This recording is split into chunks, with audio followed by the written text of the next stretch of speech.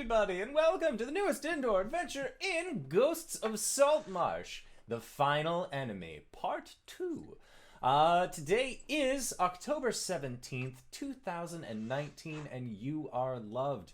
It is a very important thing that we like to start each and every one of our streams with, is letting you all know how we truly feel about you. And we like to do that on every Monday, Tuesday, and Thursday at 5:30 p.m. Pacific Standard Time. So, hey, if you are interested in hearing that message as well as some other gobbledygook from the rest of us, consider tuning in. If this is your first time watching the show, we have VODs set up at youtube.com/indooradventures, as well as anywhere podcasts can be found under the same moniker. We have all sorts of ways for you guys to support the show. We got our YouTube, we got our podcast, but hey, we also have Patreon. So if you would like to join us on Discord and help support the show, as well as get access to our after show called Nights in the Courtyard, where we answer questions not only from the community at large, but also from each other, consider going to patreon.com and helping support the show. Other ways that you can support: if you're already subscribed on Twitch, you already are on Patreon, you have all of the other ways of communing with us, consider going to bit.ly/adventuremerch. This is the last month that we have our Streamlabs stuff set up, and I know I said that last month, but then I accidentally got charged to continue using Streamlabs with my own personal monies, so hey, until the end of this month, what's spookier than when your debit card gets charged and you didn't ask for it? October, everybody! But with that, why don't we get some introductions? So, Dingo, who are you playing tonight? I'm Dingo, she, her, and I am playing Hish Sunguard, the half-orc fighter, also dad, level 6. Fighter, level 1000, dad. He uses he, him. Excellent. Reeves, who are you playing tonight? Howdy, I'm Reeves. I use he, him, and I'm playing Ulman Dark and the Warlock Ham. They use he, him, or they, them. Hi! I'm Cyber, and I use he, him. I play Albus, the Kalashner Bard and Sorcerer, who also uses he, him. Oh, hey everybody, it's me, KyleWithAnN. I play Jilfa'en. She's a half-elf cleric. I am a human D&D player. We both use she, her. And I am the indoor adventurer, he, him, and tonight I shall be your dungeon master. So, previously, where we left off, you were all getting your work reviews by one Rosie Beestinger in order to reach the next rank of your Acquisitions Incorporated job. Jill, she just wanted to seem to get to know you a little bit more, as you had already been promoted to rank 2 by one Omen Drawn. It was during this time that Hish, while you as Dingo were away, during Hish's formal review, Rosie came on to you rather strong, being the tall drink of water that Hish is, and was also asking questions that you weren't necessarily comfortable with. And when she showed you your living fanny pack, complete with a pleather tongue that seemed to extend from it, you raised your hands up and said, nope, nope, nope, fuck this place, don't want it, don't like this, and then you proceeded to leave to return to just a brief stint of normalcy with your family. You then realized that you had never actually delivered the signed picture of Jim Darkmagic to Lady Othokent of the Lizardfolk tribe, so you proceeded to hightail off and actually go and take care of that, and that's where you have been for the last several days. Hish, Jill, did you end up letting Hish borrow your book on how to speak with lizard folk? I did. Excellent. So we will have Hish roll for that when we are finished with the recap. Also, during this time, Ulman, you and Ham ended up going for another midnight stroll, in which you ended up having a brief conversation with the deity Umberly, who informed you that your friends were planning to kill her, and it was just, she's very scared and worried, and she's trying to be a better person, and she really appreciates the time that she gets to spend with you. It was also during this time, after a brief bit of shopping had between Ulman and Jill, that Jill decided that she was going to take some time and really get into these tomes that she had been given by the Cult of Tharsden members. After powering through the first and second book in a very short amount of time using the powers of documancy, Jill then discovered that the third book was blank. All of the pages in it were, of course, empty, and upon peering through it, entered into a trance-like state where she once again communed with the deity Tharsden, who explained that this third book was actually Jill's to write in, to explain how the breaking of these chains would occur. Jill, you then had a brief memory flash of watching the town of Nightstone become destroyed and a black obelisk get lifted up from the center of town, and when you awoke, you were laughing to the cadence of jingling chains, and inside of your right hand is a dark iron pen, versus the more flourished feathered pen that you had been using previously when you began writing. Now, Ulman, you had been on the lookout for this in case anything weird ended up happening while Jill was spending a lot of time in her room, and you have now just heard the sound of this laughter coming from her room that does not sound like the standard Jill laugh that you are aware of. What would you like to do?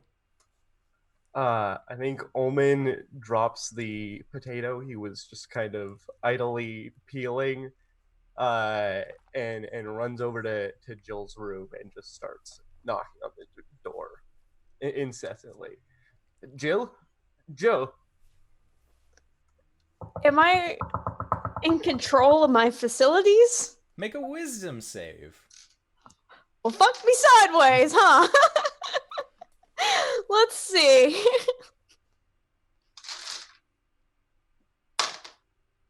Fantastic, a 10. So there is a nervousness to this laugh, but you feel like you can kind of get it under wraps.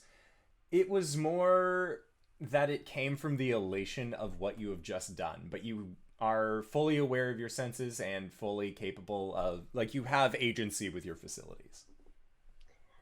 I think the laugh is going to like kind of transition into like a cough, like a nervous cough, and she's gonna be like, just a moment, and is going to like take the third book, shut it, and like hide it somewhere. Okay, make a sleight of hand check. Just fucking get rid of it. Don't want to see it. Let's not look at it. Sleight of hand. Fantastic. That's a 12. Okay. Wait, 14, excuse me. All right, sounds good. So you do what you believe is your best at hiding this book. And I think as she like kind of scrambles to hide everything, once she's done, she's gonna like take a minute to like just like breathe and compose. I am knocking this whole time. And then is just going to like kind of smooth everything and then just like open the door just like a tiny little crack and just be like, yes, Ulman, how can I help you? Are you all right? Yes, I'm fine. Are you sure that didn't sound fine? It sounded very strange, in fact. It's, just some strange material that I'm reading and has a bit of a weird arcane effects. However, I'm perfectly capable of and versed in dealing with such things, so please, I'm fine. You don't have to worry about me. I would like to sense motive. Get that Pathfinder terminology out of here. Insight check. Ooh, let me do a lie check. I real couldn't No, find Nick. the word on my paper, so I just filled in what I knew. It's okay. 11. 13, baby! Yeah.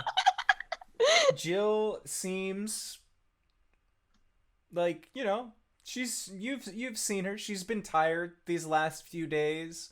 Maybe she just needs like a warm meal. Some rest. She looks tired. I think you should take a break from reading. That just sounds like a good idea, actually. Very good advice. I think I will take you up on that. Thank you, Ulman. I will. Yes. Would you like anything to eat? No. Thank you. Frick, I can't find which of these is yours fast enough to suggest something. All right. Well, I'm just in the kitchen if you need me.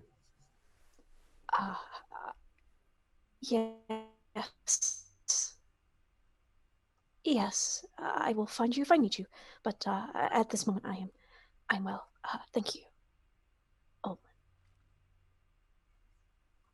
He like slowly backs away and then squints at you for a second and just turns back.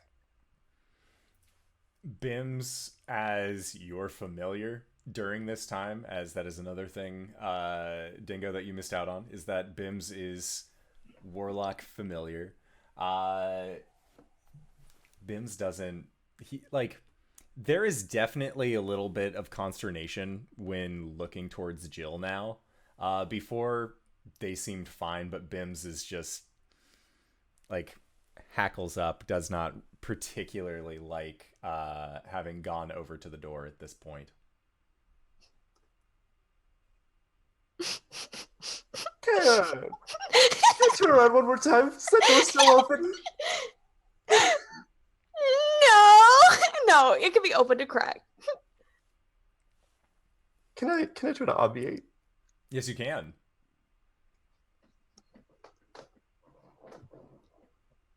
You can't see me if I'm moving. 17 gets it? Yes, it does. So I was rereading that text. I just get 3 questions. Is Jill lying to me? That depends what are you perceiving to be a truth versus a lie in this situation? This isn't one of the questions that you'll have to waste for this. This is more just so I know how best to respond. I'm trying to figure out how to phrase that myself. I guess they are telling me they are fine right now and everything is okay. Is that a lie? Yes.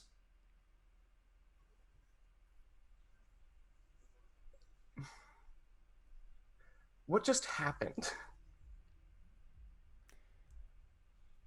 When you get the response back from your obviating glasses, it lets you know that she read the 3rd book.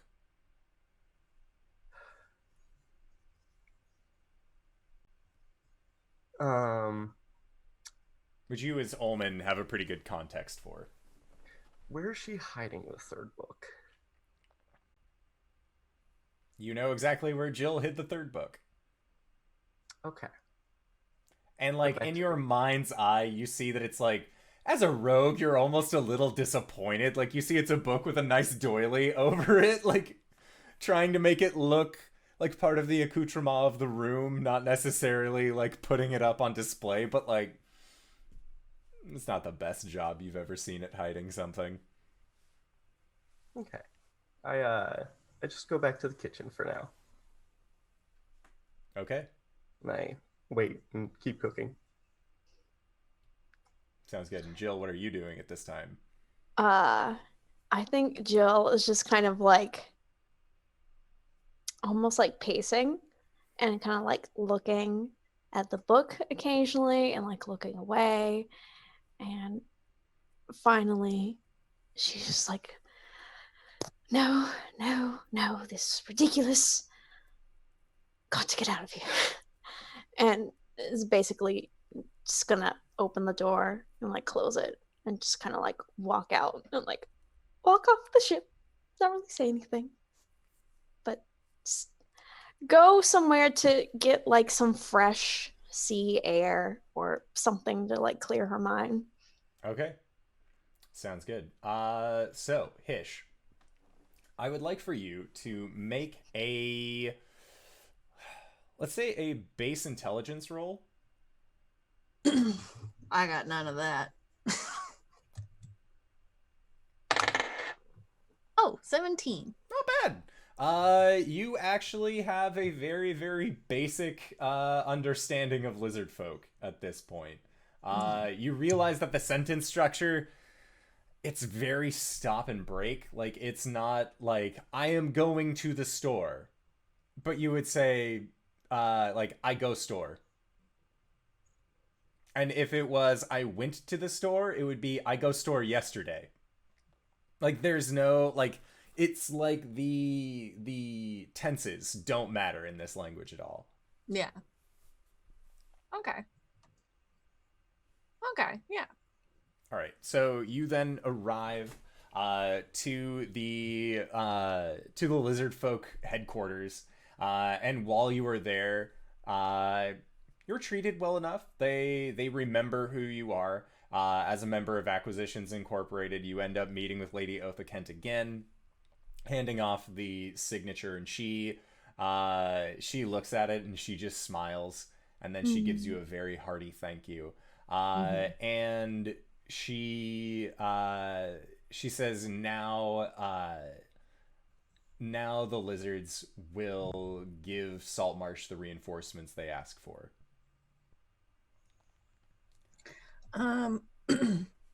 Yeah, he bows and says a brief thank you. And I think he tries to to say that like Jim sends his warmest regards, but who knows how closely that comes out. Make a performance check. Great. What's my performance? Okay. That's a 13 plus 1, 14. Okay. You get the point across as best you can. You can see that there are a few lizard folk that just like have this aghast look on their face at what you've said. But Lady Otha Kent seems to understand the intent. And she bows and tells you thank you. Jim Dark Magic sends his warmest nudes. If lizard folk could blush. Yeah, so she is very pleased with how things have turned out, and knowing that Ack Inc. is based out of Saltmarsh at this point, she is more than willing to send reinforcements, and is able to at this point rally the rest of the Locath, some of the merfolk that are there, and a lot of these other kind of seafaring marine creatures to then join the cause for this assault. And that Lots is of people what who can fight Albus when he becomes an unstoppable god. that is actually something that you find out before the rest of your party members, is that they are rallying forces. It's not necessarily against Albus, but the people of Saltmarsh and the Free Peoples are banding together to take care of the Sahaugin once and for all. This isn't a matter of defense. This isn't a matter of trade. They are going to take care of this menace.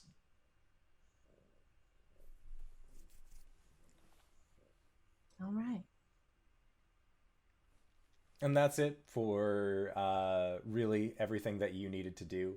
One thing that was presented by Rosie Beestinger during the brief interaction that Hish had is that from the reports that she's read and from the information that she has gathered, she is curious as to why Hish didn't take the position as decisionist, primarily because the crew refers to Hish as the captain, already putting more stock in Hish's word versus others, as well as in even smaller situations. There have been times that have been noted in this sheet that it seems like when you are interacting with your closer party members, being Jill and Ulman, they still look to you as a point of, as like a compass. So Rosie was more curious as to why you had chosen Horde's person rather than Decisionist.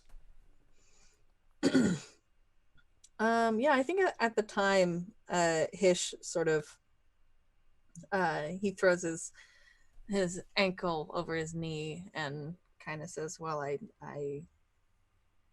think at the time I didn't think I was going to be as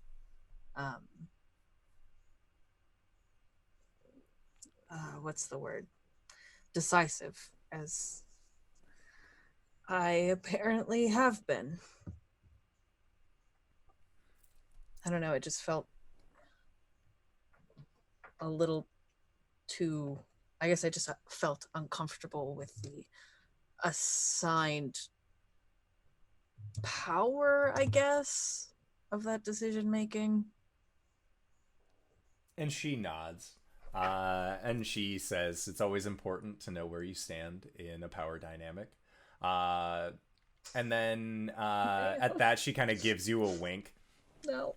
And she asks if you would want to switch to Decisionist or if you are fine with Horde's person.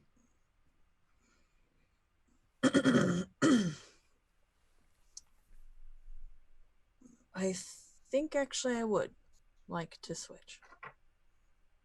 And she nods.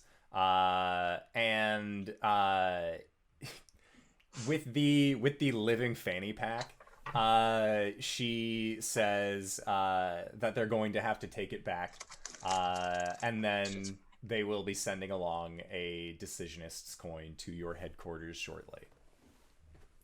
And so that is when, again, you just sort of like, don't want this, do not want this living thing, especially as Rosie's advances become, they become less guarded. As she seems to be coming on awful strong to Hish. And yeah, you're not interested in the easiest way to not deal with this is to simply leave. Yep. But yeah, so you will be instead transferring to the Decisionist role, which again, in terms of what a party should do, if ever things come to a vote or if anything is vote related, Hish, your vote will count for 2 versus everyone else's 1. Woo. All right. So, Sounds good. Is there anything else that Hish would like to do during this stint of downtime? When you get back to Saltmarsh, there will be enough time to sort of buy anything that you're interested in. The lot of you had gained 3,000 gold pieces to kind of do with as you will.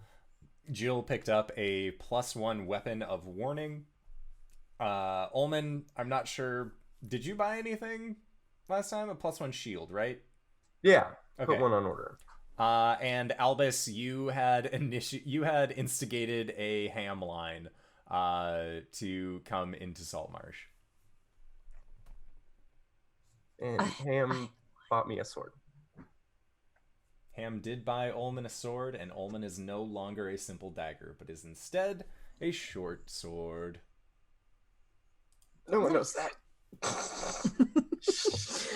I'm still dagger. I'm not ready to.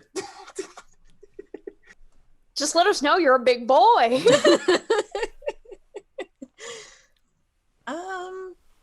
Yeah, I don't know that Hish does much after that.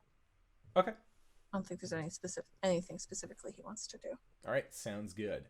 And Albus, during this entire time, you have been teaching.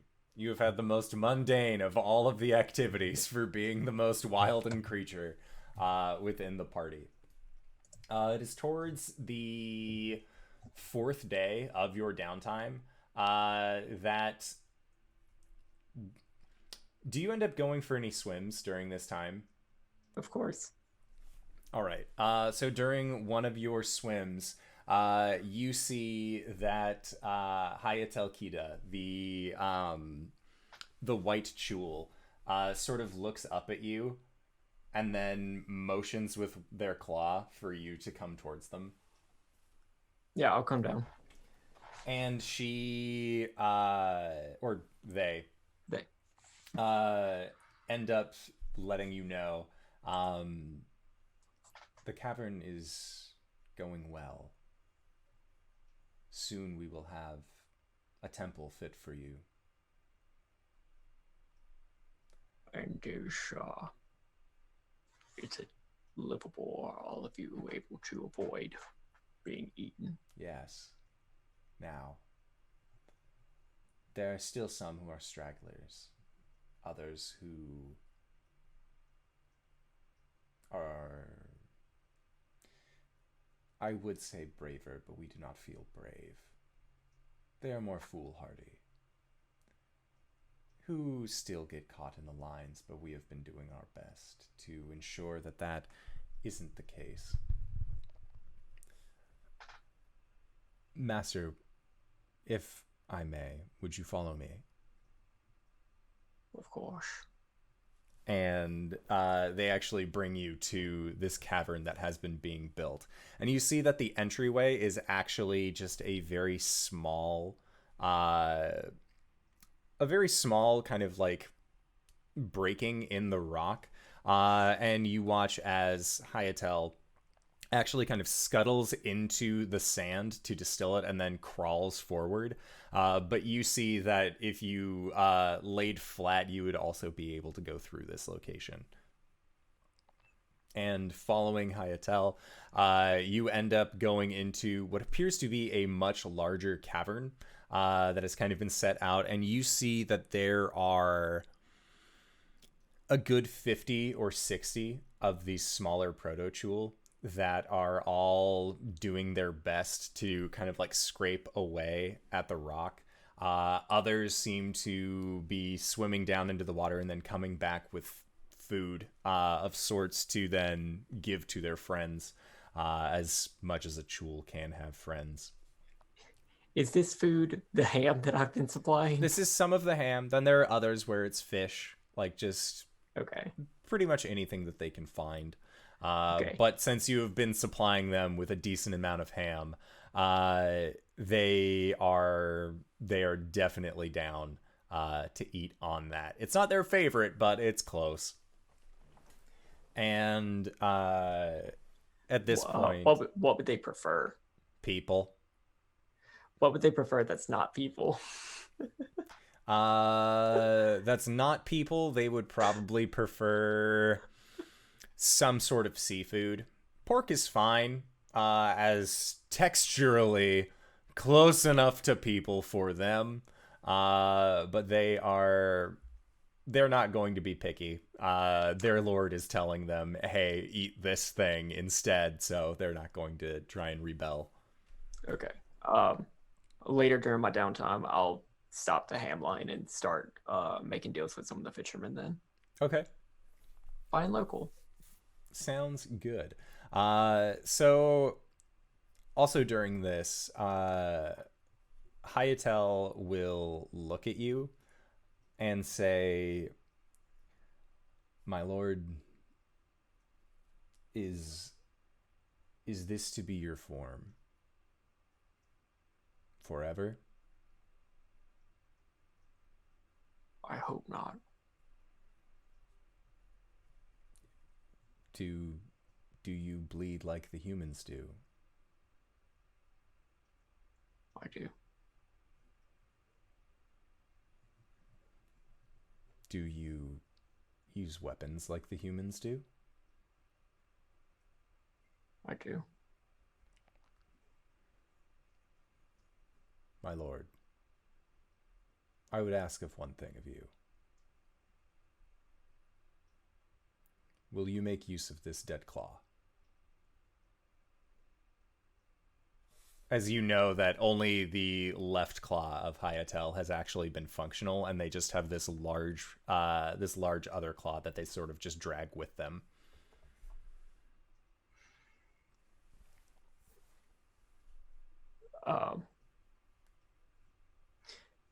Detect thoughts.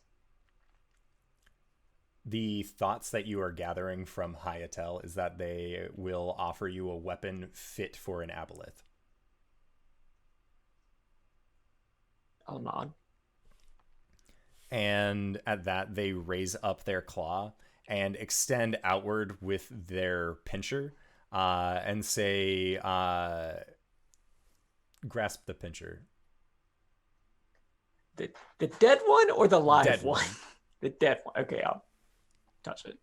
And as you from the detect thoughts, you know that it wants you to actually grip onto the end of it, and it begins to pull back with its arm as best it can. I need you to make let's say a charisma roll.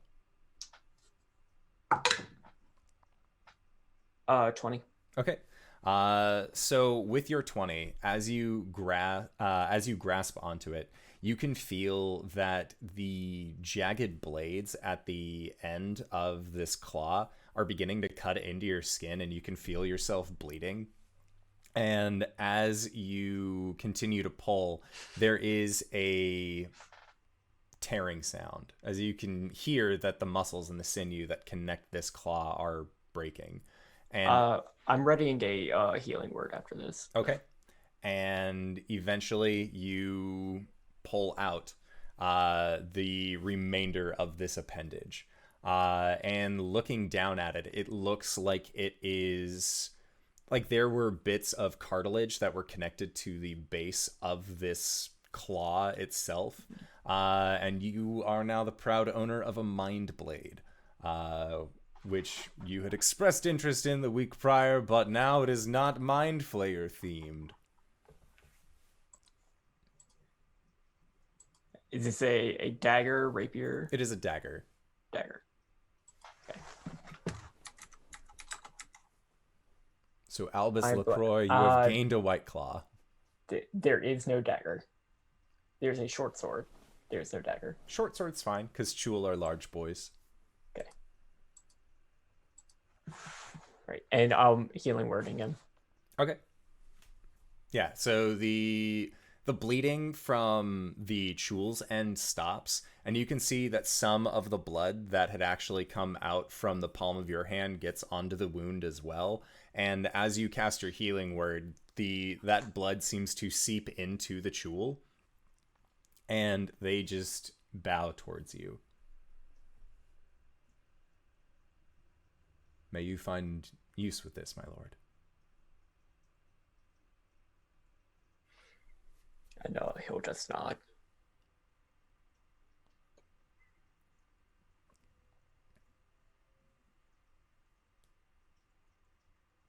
I don't intend for us to stay here for long. Where will we go? Will you bring all of us? I plan to. We will follow.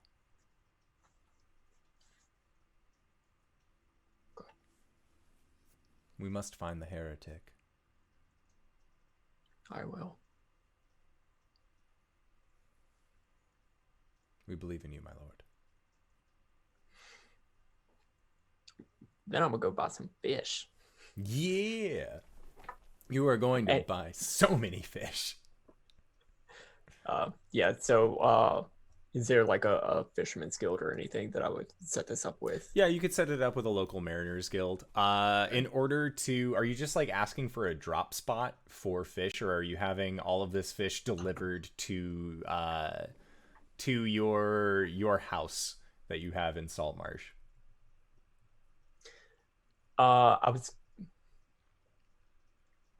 I'm thinking the house, but You could also get it transported to the ship. right. But so I'm thinking about if we go on another job, we'll be away for a bit. Yeah, I'll have it delivered to my house because hopefully the tool will be under it and we'll be able to come up and get it Soon. So yeah, you managed to do that. Make a persuasion roll, which I believe you have advantage on as a Kalishtar. Yes. Yes. Persuasion? Yes. 25. Okay. Wow. Wait. Yeah, 25. Okay, so with your 25, you are able to secure a steady line of fish to your house that you believe will be enough to feed your chul for the price of 100 gold every 10 day. Okay. I guess I'll get started for like 5-10 days. Okay.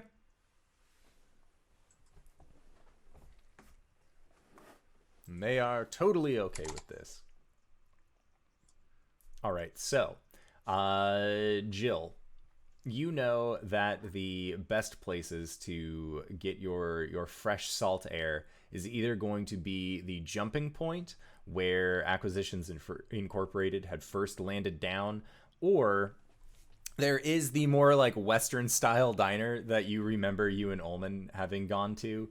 It has a nice view of the pier itself, and they tend to keep their windows open, so there is a little bit of salt air. But you also know that that is one of the few places in this town where you can get a nice cup of coffee.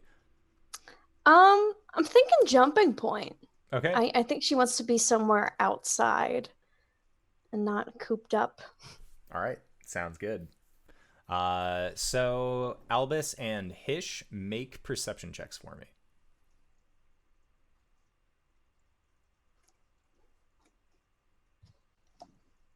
10. That's a natural 20. Womp womp Shit. womp womp. Womp, womp, So, womp. Albus, you are busy thinking about all them kids you have. So it's very difficult. But Hish, you are on your way back, having completed your interim journey to Lady Othokent to deliver the picture. And as you are on your way back, you are coming in through the harbor on a small dinghy, and you see that Jill is just standing on the jumping point, sort of looking vacantly out towards the sea. Which is not something that you have seen Jill do in quite some time. Yeah. And I've probably seen her mostly previously been down in the water. So yeah, I think that'll strike Hish as odd. And I think after setting foot back on the pier, I think he'll make his way up to the jumping point. Okay. So Jill, you hear the sure signs of footfalls of Hish making his way towards you. Yeah, I think Jill gets like a little jumpy because she's been standing up there trying to breathe, but like breathing is hard.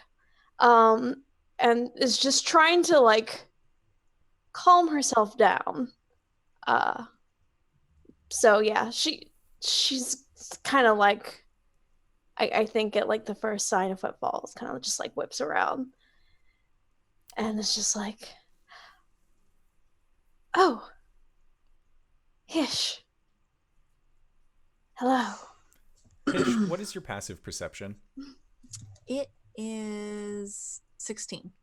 So with a 16, something is very different about Jill that you've noticed before. It's very subtle ways. Her hair is beginning to curl up towards the ends, and you see that there is like this reddish tint in her sea blue eyes that wasn't there when you left. Cool. Sexy yeah. cool. Hish gives a wave and he says, it's kind of dangerous to be jumpy up here. I mean, they don't call it the jumping point for nothing.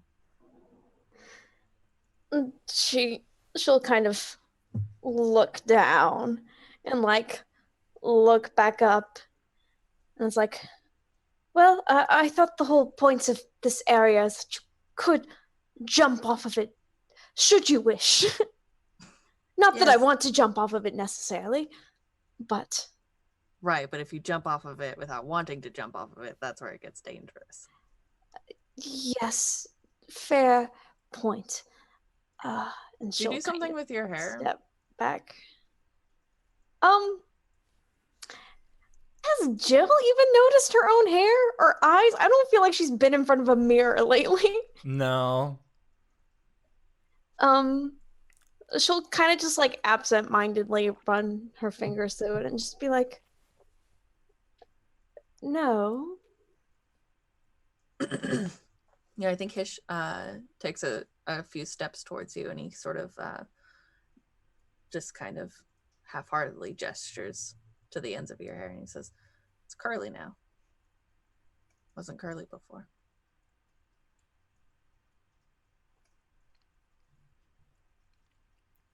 So it is. I hadn't noticed.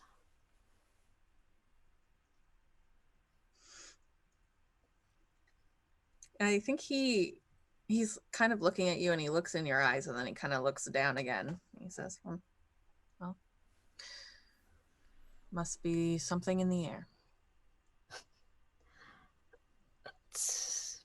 Perhaps so. How was your trip? It was fine. I think I spoke the language okay. So the book helped? Yes, the book did help. I might have offended a few lizard folk, but I think, all things considered, I came back alive, so I couldn't have done too poorly. That's good to hear. Very good to hear. I'm glad it helped. What are you doing up here, if I can ask? Well,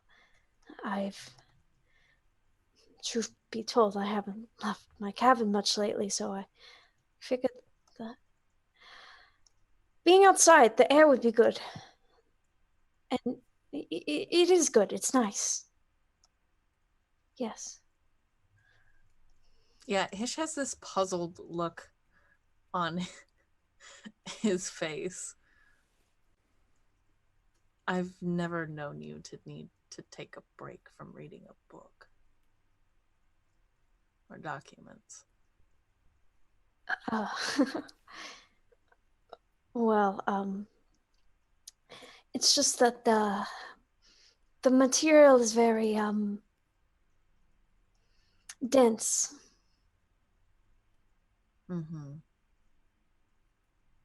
It's a lot to get through. So I probably have been overworking myself this week. So the break, I think the break is nice. Hish very slowly nods, and I think he kind of moves very close to you and past you to sit down kind of near the edge of the jumping point. And I think he kind of turns back a little bit, and he says,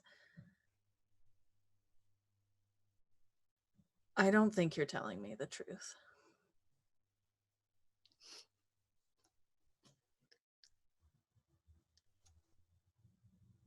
Oh boy, how do I play my cards here?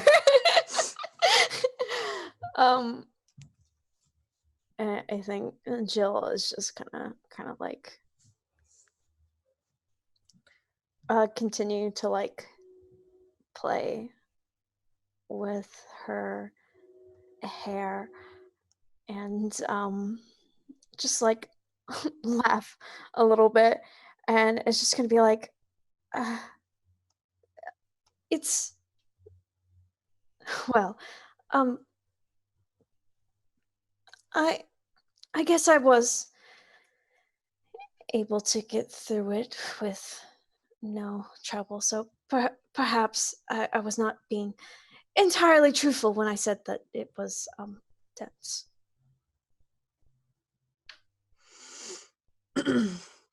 And that's the only thing you're not being truthful about.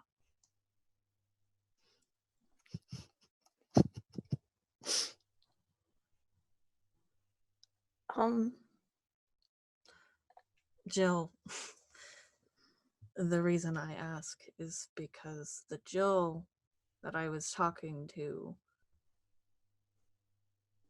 back on that island in the Abbey is not the same Jill that I'm speaking to now. I'm not sure what you mean.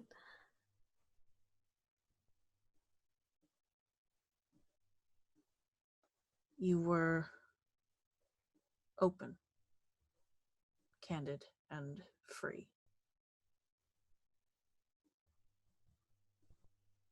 Something's off. You're nervous and closed off, and I mean, I don't want to alarm you, but you're even a little physically different. That's absurd. When's the It's last not time possible. When's the last time you looked at your reflection? I couldn't say.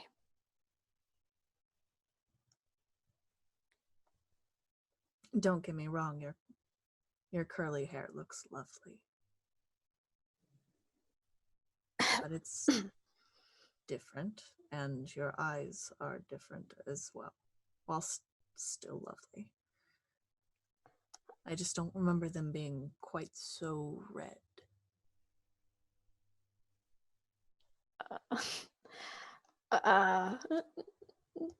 She's not really gonna say anything. Just kind of stand there and play with the curly bits of hair on the ends.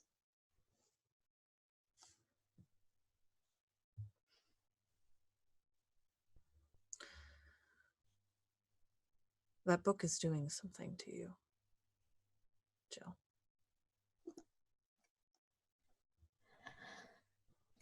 It's well, I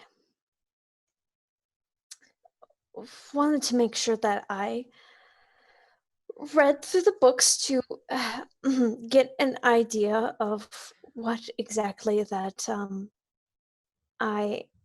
the situation I find myself in now, and let me rephrase that. Your God is changing you.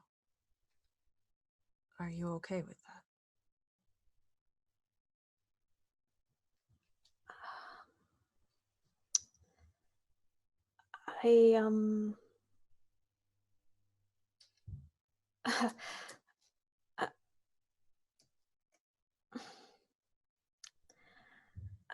I don't really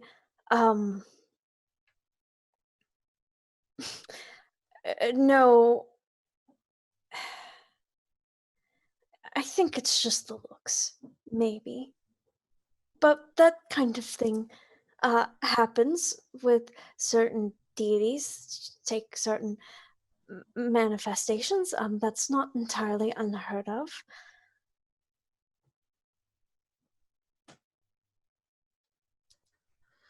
Do you know who you're going to be at the end of all this?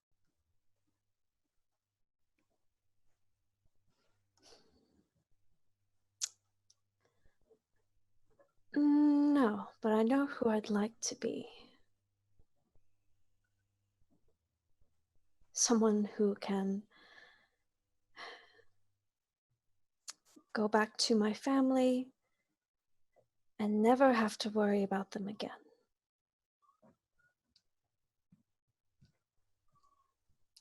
Yeah, Hish nods. You see a look of understanding flash across his face and sort of settle into it.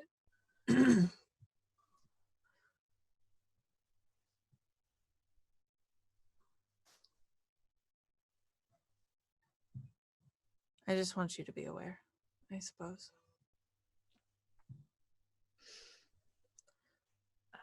I'm aware of the risks that I am taking.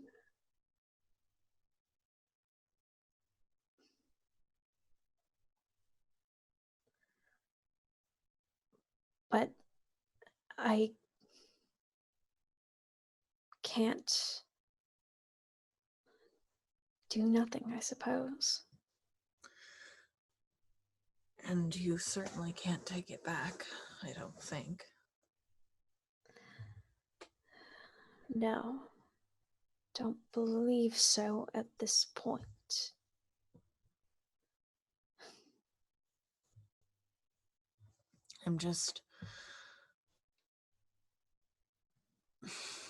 I'm worried.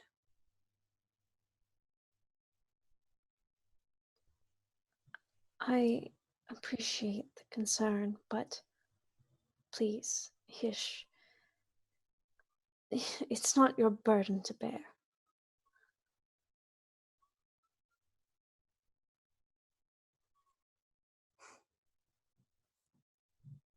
I don't mean to try to make it my burden. I just want to make sure you're okay. That's all. I don't think I am. And I think at that point, she's just gonna kind of, like, I think she was trying to be a little stoic, but I think even her body language will become softer. Yeah. Hish pats the ground next to him for you to sit down. She does so.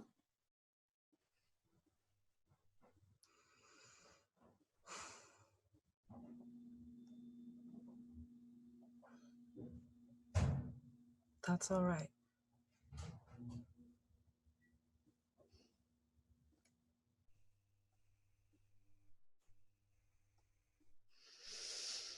It's okay if you're not.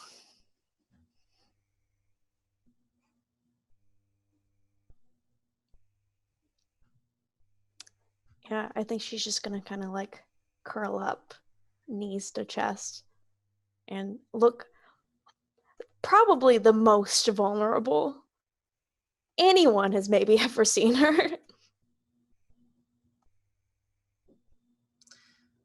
Yeah. Hish, I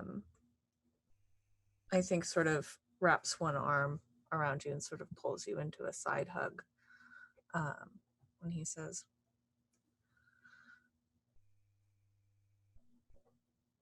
I don't know what to do about it or how I can help, but for now, it's all right. And if you need anything, you know where to find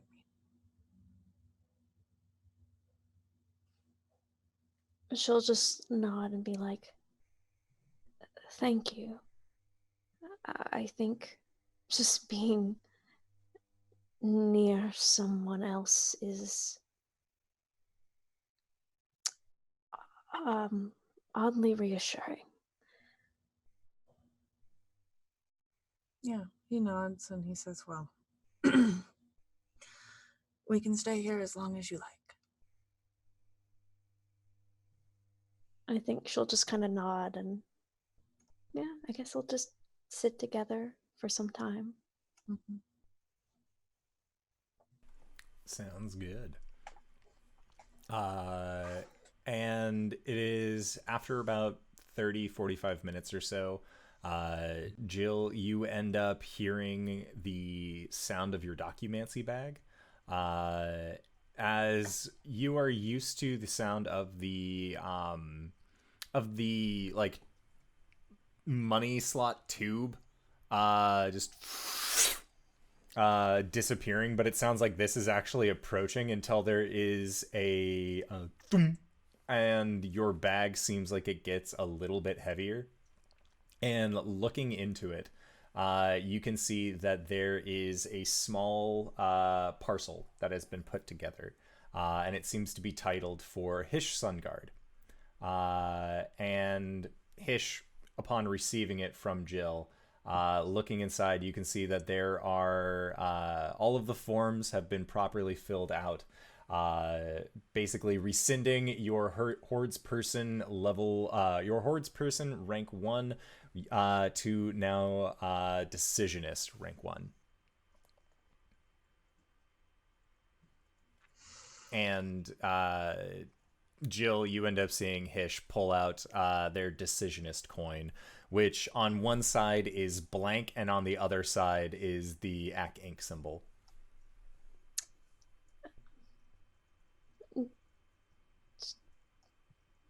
What's this? What's this for? He starts twirling the coin between his fingers, and I think he hands you the the document. I've been assigned a new role. Or I guess rather I took a new role. Would have preferred they not put their logo on it, but She quickly scans the document and kind of smiles, and it's just like, you know, it suits you, Captain. yeah, I guess. What do you sound so unsure for?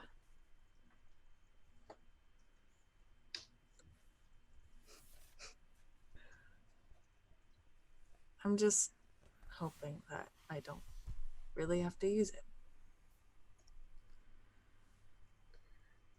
That's fair. You know, there's the burden of power, I suppose, but I'm sure should it come to it, you'll use it responsibly.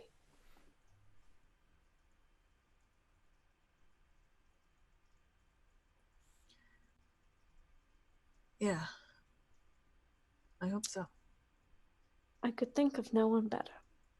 Well, I mean, for our little team, I guess, but Oh, you know so what you I could mean. think of someone better outside. I mean, well, no. Oh, God, that came out really wrong. Is it Viari? Because if it is, I'm pushing you off of this cliff.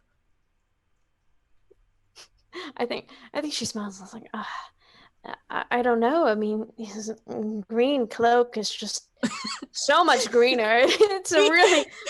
He stands up and he says, "Never mind. I'm throwing myself off this cliff." I think, yeah, he gives you a little smile, and I think he does a little leap into the ocean. Okay, make an athletics check. Yay! I love making athletics checks. Oh, it's a 6 plus 8 though, so I think we could. 14, you're fine. It's definitely not as fancy as you have jumped off from the jumping point before, but you managed Stumble to miss a the little rocks. bit. Yeah. There's definitely one of those, like, it's been a while since you jumped off. The last time you did was well over a month ago, with your dear friend Ulman, back before you knew a difference between Ulman and Ham. But yeah, once you hit the water, there's just kind of this refreshing wave that washes over you.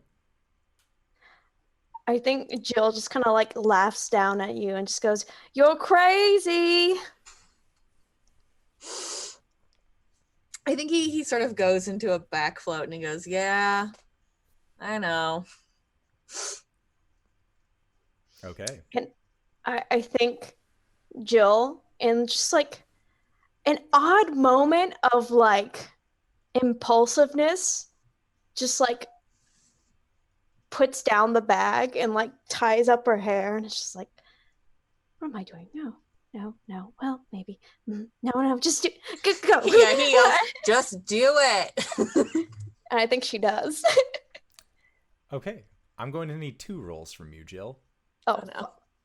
The first, I need you to make an athletics or acrobatics check. Okay, so athletics is that acrobat? Yeah, let's do athletics. I forgot that I'm proficient in athletics. 19. Make a religion check, Jill. Oh, fuck me. Umbrelly's just gonna swallow you up right there. That's what that means.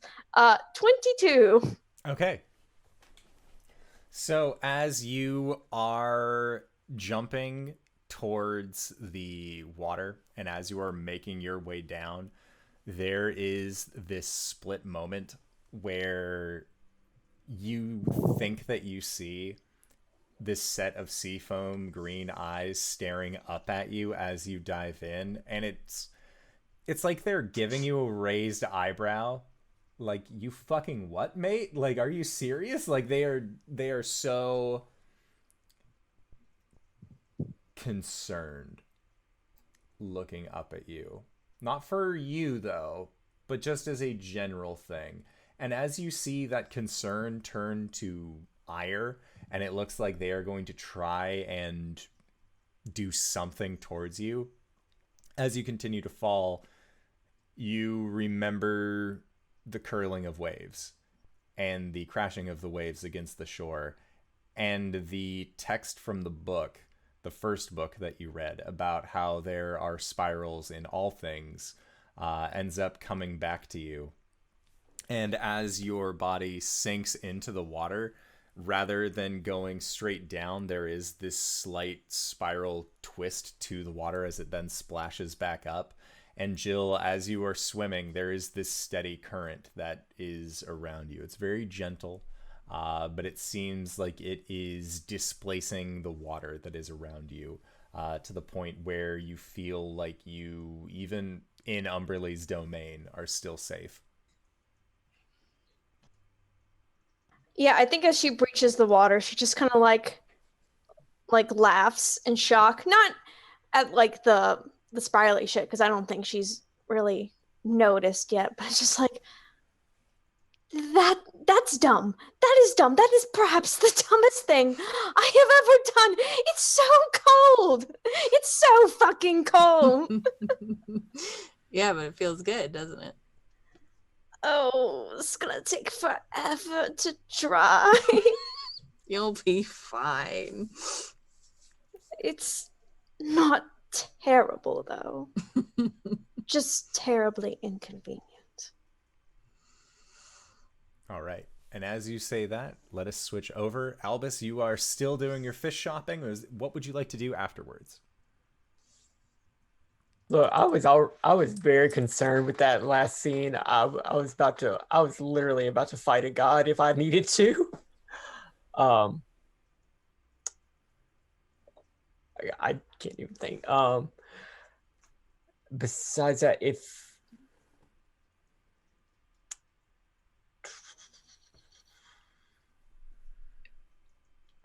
if there's anything, like if he needs to tidy up his house, he's gonna do that, or if he needs to teach, he's gonna do that. Otherwise he's gonna like I don't know, he hasn't been on the ship in a while, so he's gonna just go see what's up, see if Ulman's there. Okay, sounds good. Ulman, you went and you were going to make food, and then you heard Jill leave. What are you doing on the ship in the meantime? He waits a couple minutes to see if Jill, comes back quickly or not. And then he moves to go over to Jill's room and stops himself for a moment. It's like,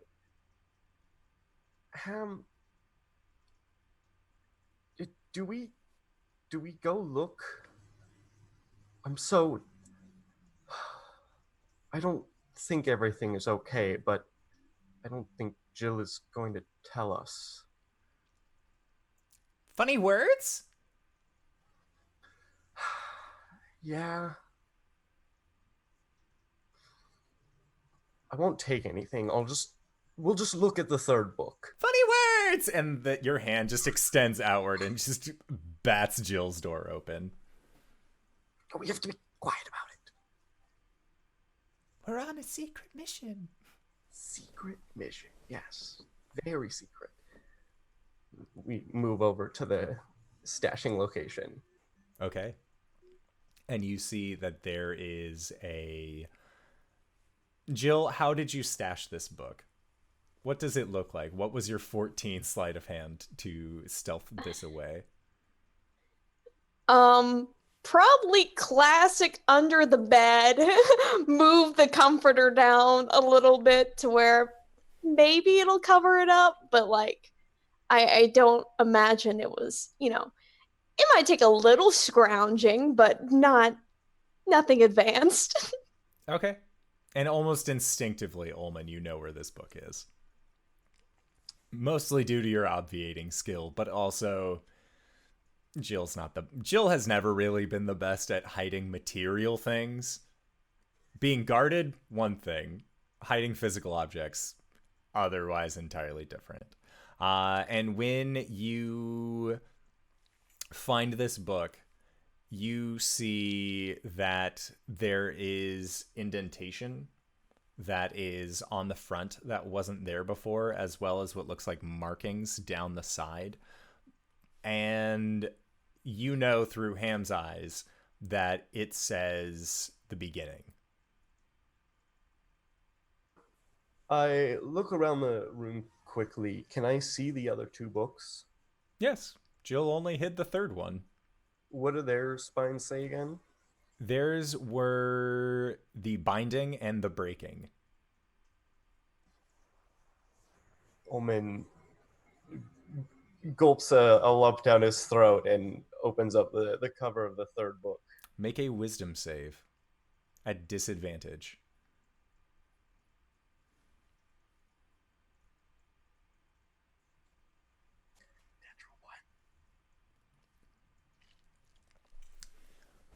So as you open up the book, you can see and can read in Jill's handwriting that a story is unfolding.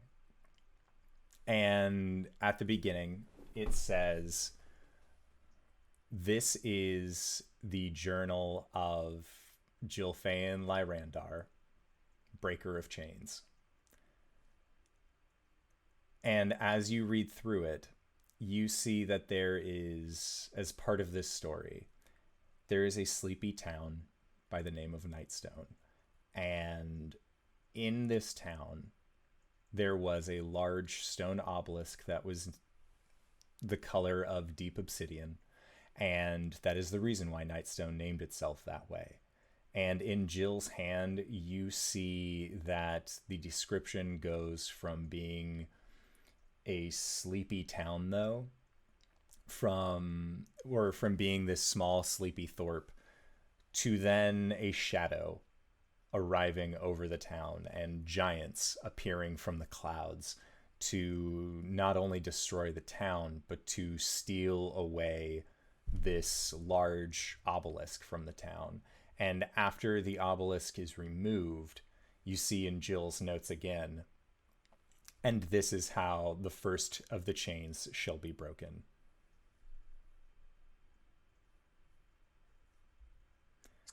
You keep reading, and you keep looking at the book.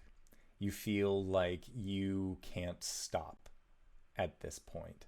And you feel like Ham is also having a very difficult time pulling himself away.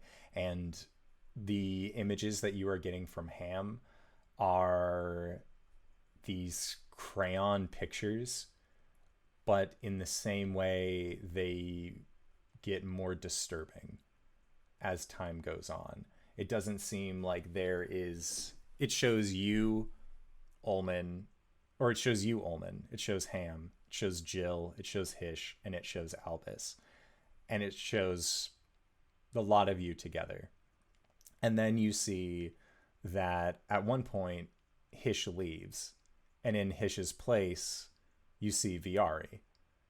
And then you see that then you see that Albus ends up leaving. And you see Jim Darkmagic standing next to you as well. And as you look at these pictures, you see Albus in the water of Saltmarsh, and his form gets scribbled out with very, very thick black lines. And then those lines dissipate, and instead you see this white, lumpish looking creature. And you watch with steady hand as a red crayon circles around Albus, and then you see that there is a line that then goes through it. And as you look at this book, it almost seems like that is what is filling these pages as you read, until eventually you reach the center of this book. And Can I as desperately reach out for Bims as this is going on. with the nat 1 that you had gotten on Yeah, your wisdom okay, save, that's what I thought. Yeah, no, okay, I'm at the center of the book then. as you turn this page and you see in the center of this book, there is blackness. It is deeper than even you remember being an unconscious knife. This darkness draws you in, and you can't help but feeling it drawing you in. You feel this vision around you end up going dark to focus on the blackness of this book, and from the depths of it you see that there is a spiral coming back towards you that begins very small and then grows until you can feel it washing over you. Albus, you said that you were making your way to the ship, correct? Yes. When you get onto the deck of the ship, you see that the door to Jill's room is slightly ajar. Jill? And there is no response. Jill doesn't normally leave her door open. She does not. Go by, make sure she's okay. All right, as you are heading to the door, Ulman, there is a darkness that you can feel. It is palpable. The idea that you have been in this darkness before, if only for a moment could you wish that you were just a simple dagger lying out in the woods. If only for a moment could you feel that again. As a reassuring voice comes from this darkness and says, "This book was not for you. But you've read the others."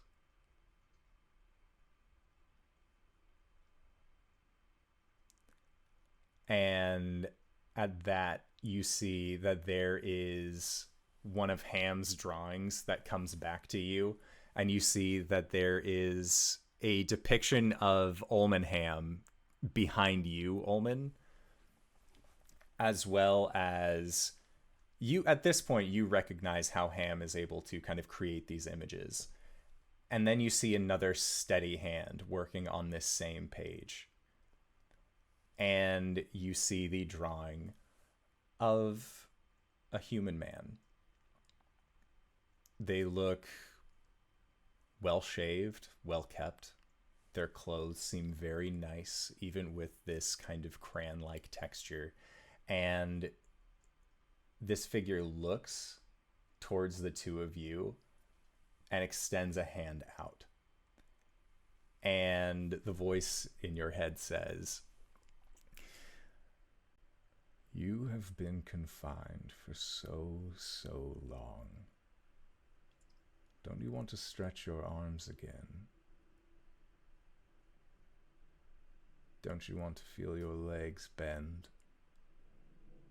Sand beneath your own fingers, Ulman Dark."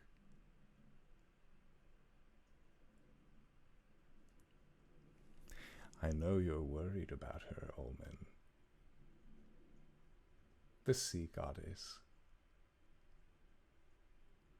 I can help. She can be done. You can be free.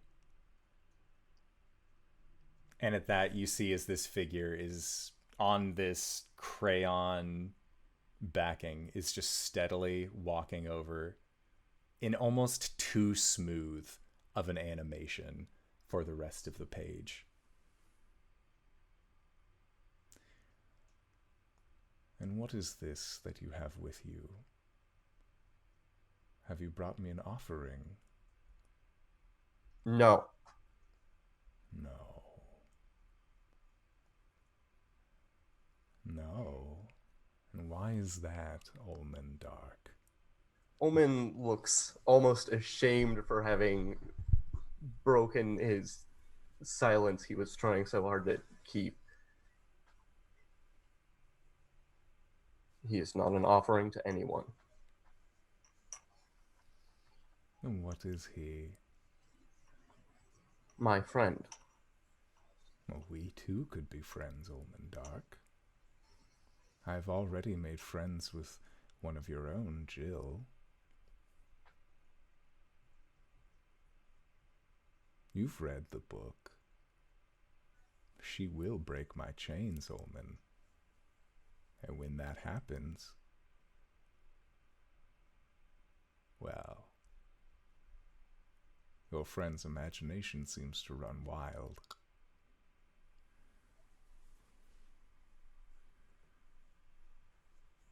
He calms himself and clenches his fists by his sides for a moment.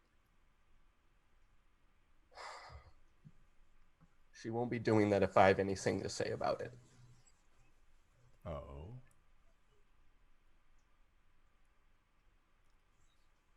Who That said means her. I was not speaking of Jilfa'en, Ulman Dark. And at that, you see that the crayon picture shifts, and standing next to the well-dressed man is Ham.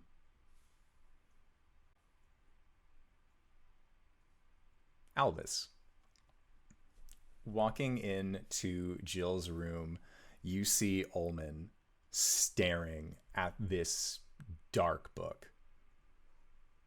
And you know that its pages, looking at it from where you are, how everyone else regards the claw wine of just being the most vile, unsanctimonious thing, that is the feeling that just seems to emanate from this book. And you can see that Ulman is just staring at it and seems to be mouthing something, but you aren't necessarily sure what it is. And a brief glance towards the pages, you can see that these pages are a darker black than anything you've ever seen. Ulman. Ulman does not seem to respond at this. Ulman, what are you doing? And he continues to mouth. Ulman, back away from the book. Mind link. Okay. Ulman, I swear. Back away from the fucking book. And Albus, the response that you get says, "So this is where you've been hiding."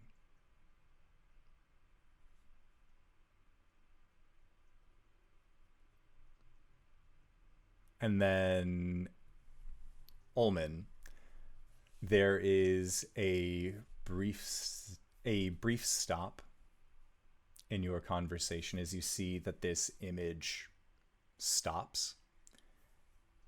And the figure then turns on this page and looks directly out, and you can feel its vision peering into you. And it says, You both have done well. But just remember, Jill will free me. Someday. Someday soon. And with that, Ulman, you feel yourself getting released from this tome. And Albus, you feel like there is a hard stop with the connection that you had previously had, as Ulman seems to rear back from the tome. And almost without intending to, just shuts it. Just back closes. But it doesn't seem like that was necessarily Ulman's choice. Ulman, I think, immediately just falls, like, back on his, like, with his back to the wall, and he's just staring emptily at the other wall, and his eyes are, like, streaming with tears, but he's just not blinking. Whoa, whoa, whoa, whoa, whoa, whoa, whoa. What happened? And that is where we are going to go into our break for the evening. So, I would like to say thank you to everybody who has decided to stop by and enjoy this wonderful game of Ghosts of Saltmarsh. We are going to try and be back in 5 to 10 minutes, so don't go no place unless it's to grab a food, grab a drink, grab a friend, or possibly go to bit.ly/adventuremerch, pick yourself up something nice, and we will try and be back shortly. All right, everybody. See you soon! And we're back. Hello, everybody. So, Albus, you have just asked Ulman what happened. And his like hand is like going down to his new short sword. Ulman, I need you to roll me 3d8.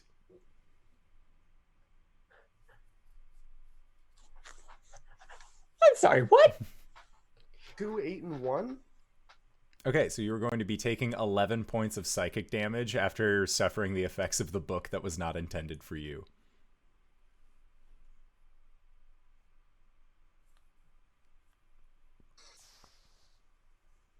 I think Ulman just slowly looks over at you and mouths, I'm so sorry.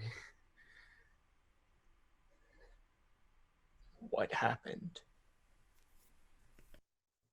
And he just looks too shaken to process it right now.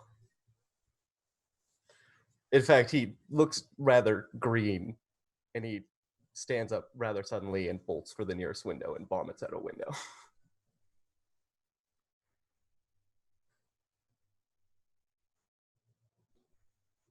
I'm gonna mage tentacle the book into my bag of holding. The book is heavier than 5 pounds. It is a large tome. I'm going to slide the book off the table into my bag of holding without touching it. Like if I need to push it around with one of my weapons, that's cool. I ain't touching this thing. Okay. It goes into your bag of holding.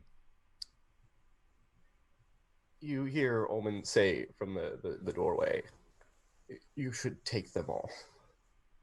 I take them all. I will deal with telling Jill. No. We'll all discuss this. Ulman just nods slowly and kind of stands there blankly.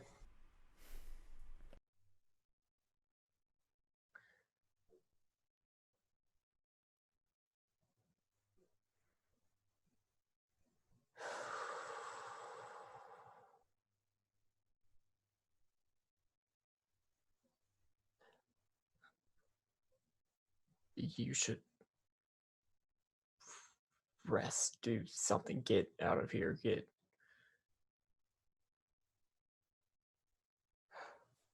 He get back on your own nods footing. and kind of saunters over to the kitchen, and you hear one of the chairs pulled out, and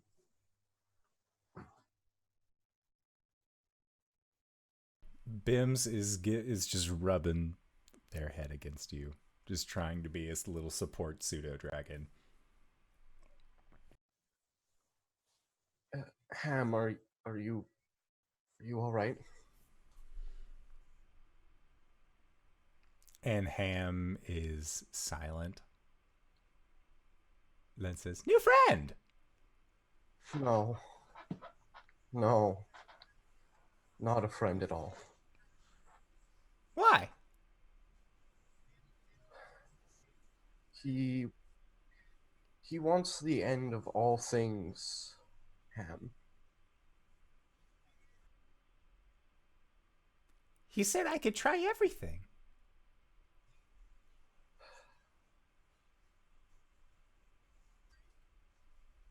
He's not lying to you, but he isn't explaining all the costs.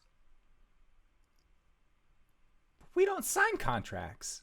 We don't read them before we sign them. We do. Just like you. I'm trying to. I know I've done a lot of dumb things that may be a bad example, but this man wants to hurt a lot of people. We hurt people.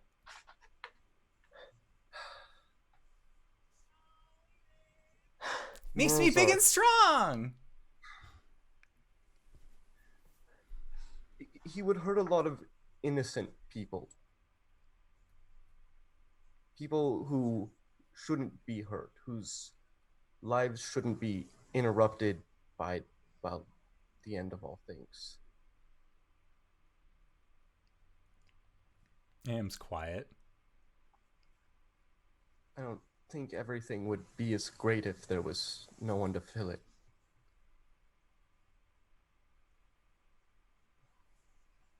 And then quiet again. I wanted to read that book because I was hoping it would give me some insight into how we could help Jill get away from this man as well. I don't know if it's taught me anything, but I want to impress on you that this is not a good man. And while I trust you to make your own decisions, and I will not pressure you to choose one way or the other, I hope that as friends, you can understand when I say I hope you will not associate with him further. I want to help Jill. That's what I thought. We're going to do our best. We're going to get her out of his clutches. And then there's just excitement.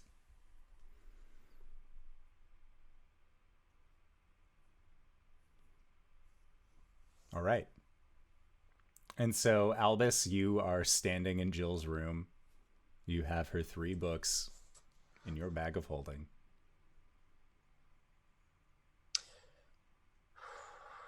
Albus is thinking long and hard about what Darson said.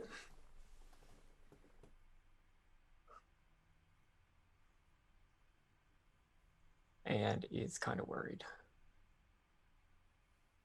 But there's not really anything that he can do, not anybody he can ask. So he's just gonna go up to the kitchen or go to our dining table and just sit there. Think. Okay. So, Jill and Hish, the two of you have just gotten done swimming, having a really wholesome conversation up on that there cliffs. What is the current plan? Die. You know the feeling when, you know that you're in trouble? Kylan's feeling right now. Oh, shit. Well, I guess Jill would be kind of hungry Okay. and would probably say, I think Ulman's cooking dinner tonight on the ship. I don't know if you have plans. Oh, right. It's about time for our weekly crew dinner, I suppose. Yeah. Yeah, I could go for some food. All right. I need to grab my stuff first, though.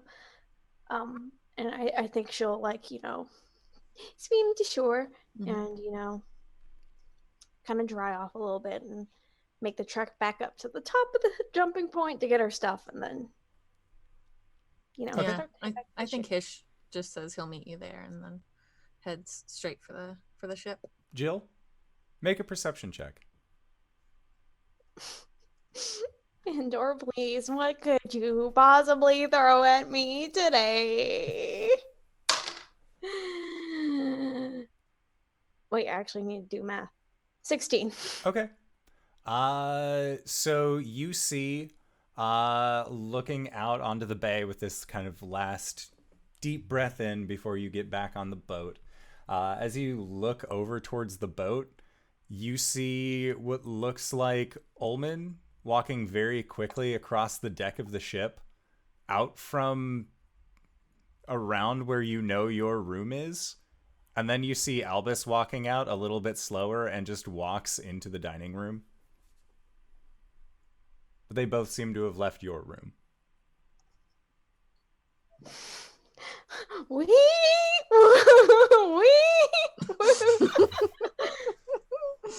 Jill is just going to sinking feeling at the pit of her stomach, but just like we're fine, everything's fine. And is going to come onto the ship and I guess poke her head in the dining room. And you see Albus just sitting there. Is Hish there? Hish, had you said that you would meet Jill on the ship, right? Mm-hmm. And Okay. I headed straight there. Okay, so where would you have gone on the ship? Would you have gone to the dining room, your room? Where would you go? I think I would have gone to the kitchen. Okay, so on your way there, you two also enter through the door, and you were the first one there, so you see Albus just sitting alone. No, I'm in the kitchen. Oh, well, I figured dining area was different than kitchen. Like you are in like a back area doing cooking things. So the first I person. just assumed the table was like The it was prep a very table? large room with kitchen on one side and table on the other. No, if you look at the, I can send You're you right. the layout for the It ship has again. just been a long time since I looked at the ship. That's okay.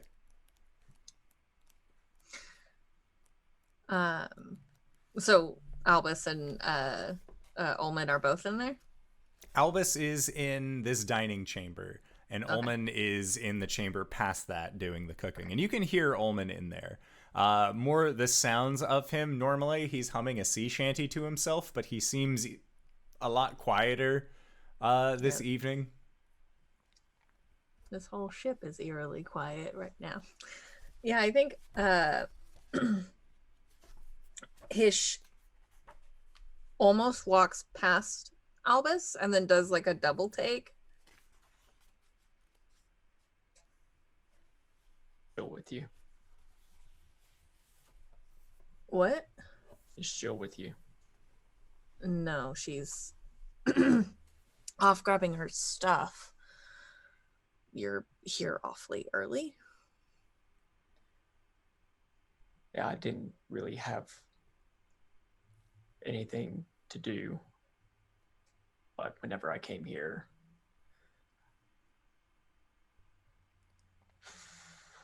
Ulman was, well, I'll let Ulman talk about it. But we need to have a conversation with Jill. All of us. Let I'm sorry. About what?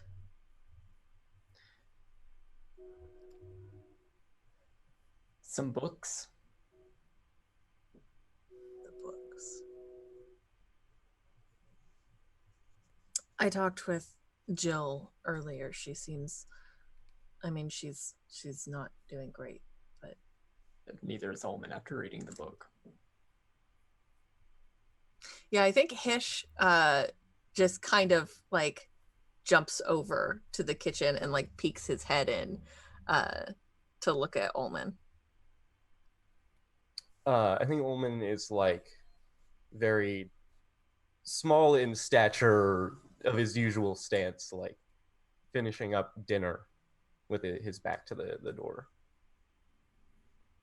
Yeah, I think Hish frowns and then and looks over at Albus with the frown and kind of says, "Hey, Ulman."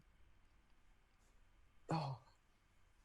He turns around and gives you a big smile, but his eyelids are still all red. He's like, I am more glad to see you back than. And he like puts down whatever he has and he just comes over and he's like, Can I rest my head on your shoulder? Yeah, Hish gives you a big hug. He just holds you tight. This might be a stupid question, but are you okay? I think so, thankfully. But it was very close. Yeah, Hish lets you go and takes a step back. Sounds like we're going to need to have a talk about it. Are you okay to do that? Yes, I need to talk to Jill. I think I understand what they may have just gone through better than anyone here. Well, in a different way, but Is there anything you need me to do for dinner? Do you need me to chop anything?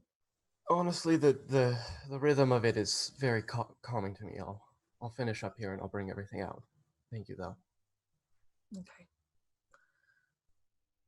Yeah, he gives you another quick hug, and then I think he reaches for a mug and makes some coffee and heads back into the. He says, "I'll be just in here if you need anything." Of course. And he he sits down and positions his chair like towards the door with his cup of coffee, and I think he sits in silence with Albus. It's right as you sit down, because making a single serving cup of coffee takes a little bit of time. It's around then that Jill actually is making her way into the door. So Jill, you hear the sound of Ulman kind of finishing up in the kitchen, and you see that Dad and Dad are mad at you right now. Yeah, so Jill cuts her hair, leaves the country, changes her name. Oh, I hate this. Okay, she's just going to be like, hello? Just kind of like look between the two of them. Can I just roll an insight check? Oh, for sure. Just a big ol' insight check. it's a, fuck, 23. You have a pretty good idea about what's about to come. Not angry, we're just disappointed. All right, well, here comes the storm, baby. And she'll just be like, awfully quiet in here. I think we'd best wait for Ulman to come back. before we start this competition? No, I think we can start this now. She'll say, kind of like, she won't come sit down. She's kind of like backed up against the wall, kind of like arms like folded in, just like very like guarded stance. All right, have it your way. Hish told me you weren't feeling great after reading one of your books.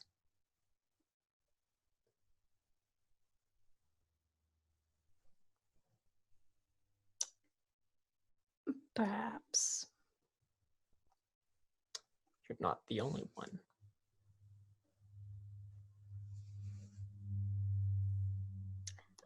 Okay, so like scanning Albus. Albus seems okay, right? Yeah. Albus Does seems ever fine. seem okay? Oh, Comparatively, okay, so he seems like he's baseline. consistent. Yeah. You're at, The only other his person, migraine be a roiling.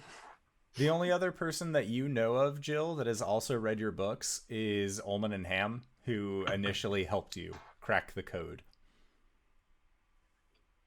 she'll just kind of like down and nod and just be like, Ulman.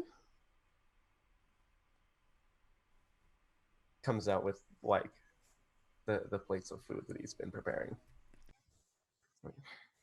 Insight check on Ulman Dark. He just looks so relieved to see you. Big ol' insight check on Ulman Dark. It's a 16. He looks like he has had time enough to recover if anything did befall him. But he definitely seems like he is scaled down a bit. Like, when he is like, Ulman, I'm assuming that sense it's like, oh, he feels smaller than he normally would. Like, you're in the body of a shapeshifter. If you feel smaller, chances are your body is also going to be short a little bit versus when you're like very large and boisterous. A little deflated. Yeah, so Yeah, sure. So Jill, you see that Ulman, while looking fine, still looks physically deflated. How are you feeling, Ulman? Better. I'm so sorry. Been doing Ulman, some are you- extracurricular reading. Yes. I just hoped I could figure out a way to help you, but I spoke to Thoriston instead. I'm sorry, what? Told him I wouldn't let him use you like this. He threatened to use Ham instead.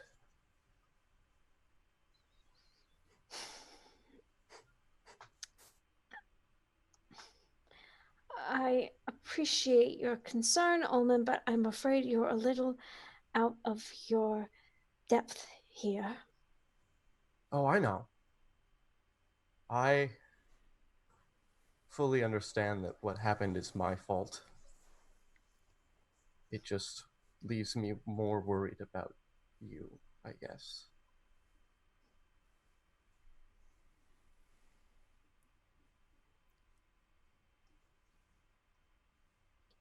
Is that all that happened? I think so. Ham and I talked it over. He's feeling fine. I explained why Thoriston is not a good friend.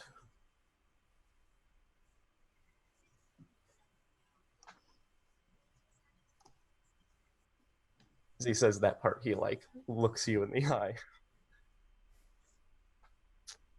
You know the thing you do when you kind of like look at someone's ear or like look over them, but like, you know, try and look in their direction? It's kind of what she's doing right now. Just kind of like looking slightly to the side.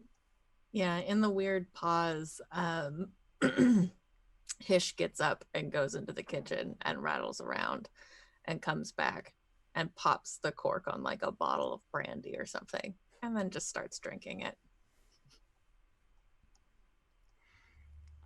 Ulman like reaches out for the bottle as you get done with sipping some.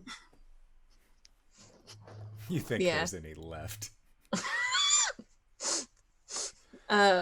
Yeah, he takes a few swigs and pours some in his coffee, and then he slides the bottle over to you. I take a few swigs and just put it back.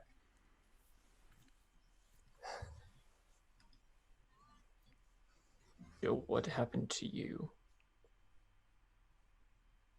whenever you read these?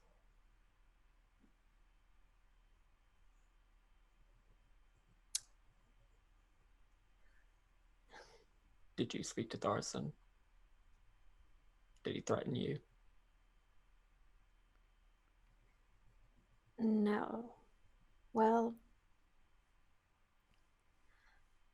I read the first 2 books. They're fine. They're just lore and I guess theory, perhaps? I don't know how to explain. I don't want you to explain. It's probably best you don't know. But the 3rd book, there is something oddly compelling about it. It has a way of drawing you in. And the pages will be blank. And the next page will be blank. And you will flip, and you will flip, and you will flip. And then you will get to the middle, and you will experience darkness, the likes of which should not be experienced. I did talk with Tharston. He did not threaten me.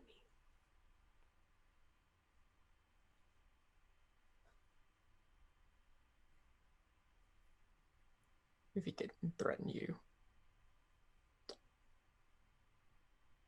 did he want something from you?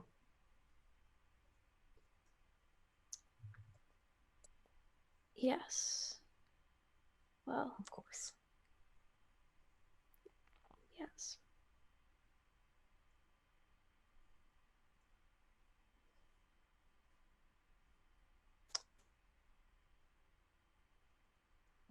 Can you share what that is? Ulman's read the book. He's read almost all of them, actually. You're of chains. You've already broken one of them, or will. I don't understand know. it. Do you think I have any clue what's No. going on? I'm sorry, that wasn't supposed to be accusatory. I'm just thinking about what I read.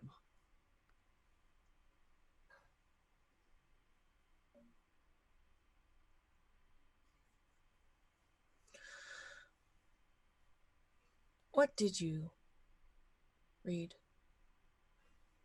Ulman? It was a small town, and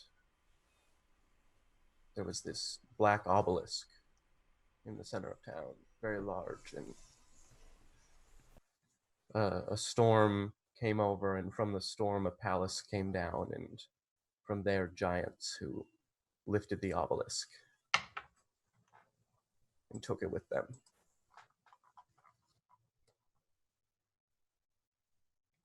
Endor, I'd like to make a whispered encyclopedia check. All right. Make that check. God. I fail. Okay. I fail with 13.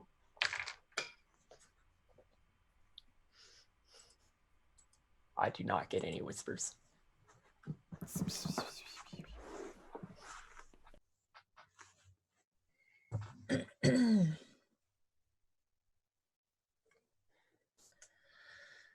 And did you see or, read anything else?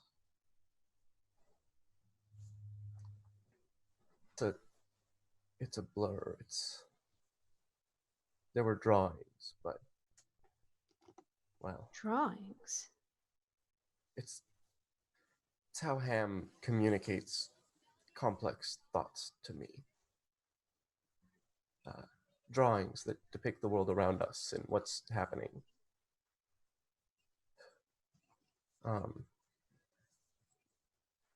There was the four of us, and then Hish disappeared and was replaced with Viari. And then Albus disappeared and was replaced with Jim Dark Magic. I don't know. That's the most disturbing news I've heard all day. But then I saw Saltmarsh, and I saw Albus in your, full form. And I saw, intended death for you. I'm sorry, what? And I think Jill for the first time looks confused. I don't know. It wasn't a breaking of a chain, but it was perhaps a vision of a possible future. Because whenever I was trying to snap you out of it, Tharstan spoke to me. And his words were, if I remember them exactly, Albus would remember these exactly. So this is where you've been hiding. He recognized me. Ulman, looks thoughtful for a moment. That may have been intended for me. You connected with me mentally or Ham? I was trying to connect to you, Ulman, but because he looked me dead in the eyes when he said that.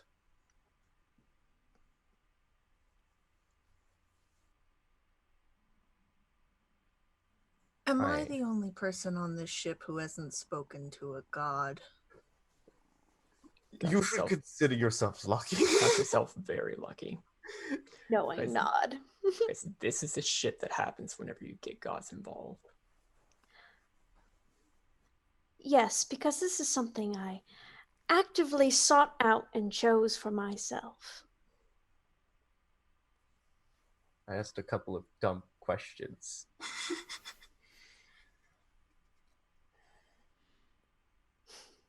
I'm sorry, Jilfa'en. But I didn't ask you to read those books.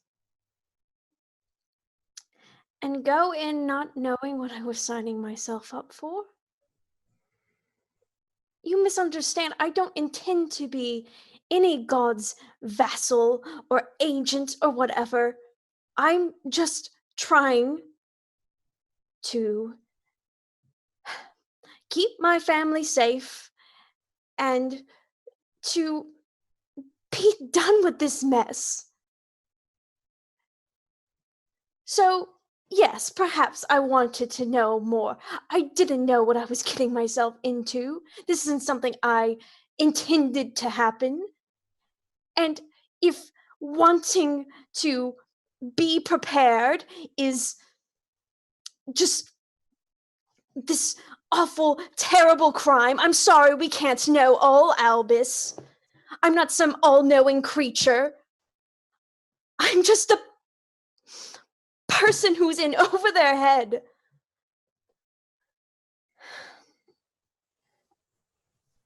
Ulman smirks as you say that. That's exactly what I told Umberly.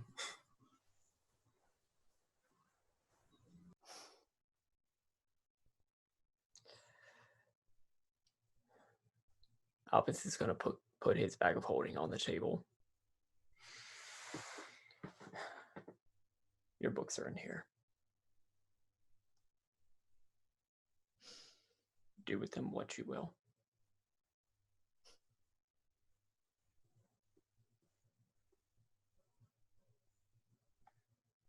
I've already read through them all. What use is it? I found out everything I need to know. Then can the three of you explain to me what's going to happen now? Wish.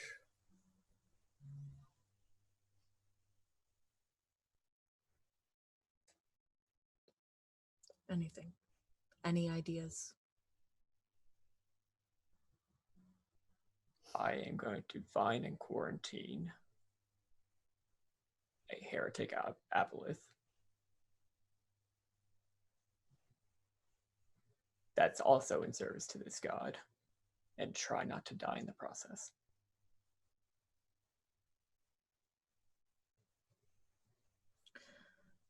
Sounds like a tall task.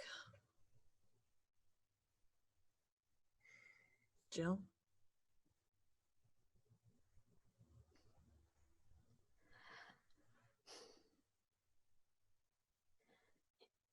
If you leave the third book in my possession, I cannot be certain of what will happen. I don't know where, in this case, where fiction ends and reality begins. And what happens if you don't have the book? I don't know.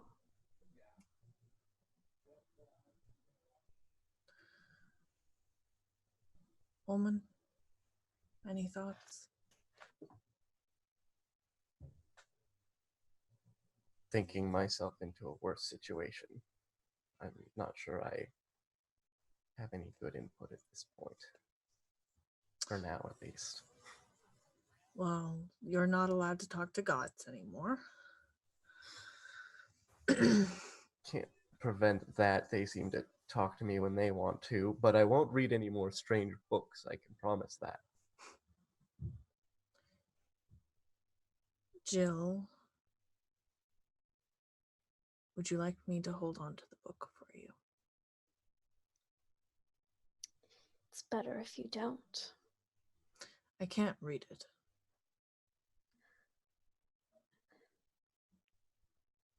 I'd rather you not. And not because I don't trust you or anything, but you said it yourself. You have not talked to a god, and I'd rather it stay that way. I don't know what could happen if you hold on to it. Then what would you like to do with it? I don't know.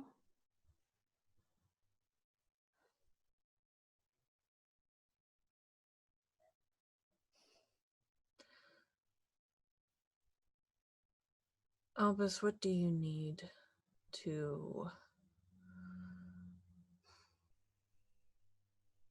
kill this heretic aboleth, or whatever it is you do with heretic aboleths? I don't know. I don't know yet. Okay. I've asked Acquisitions Incorporated for resources, but I'm not sure where. And I'm sure whatever that will look like will take time. So, Hish reaches over and grabs the bottle of brandy and takes another swig and says, "So we keep going until we know more, until we can do something. We're going to keep going. We're going to do our jobs."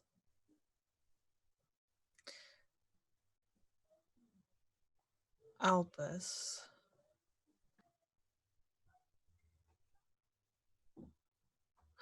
I would like for you to hold on to those books. Or at least whichever one is being the most troublesome. They're all in the bag.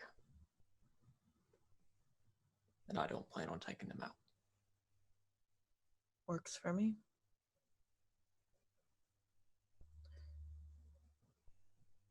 Jill, if anything starts happening,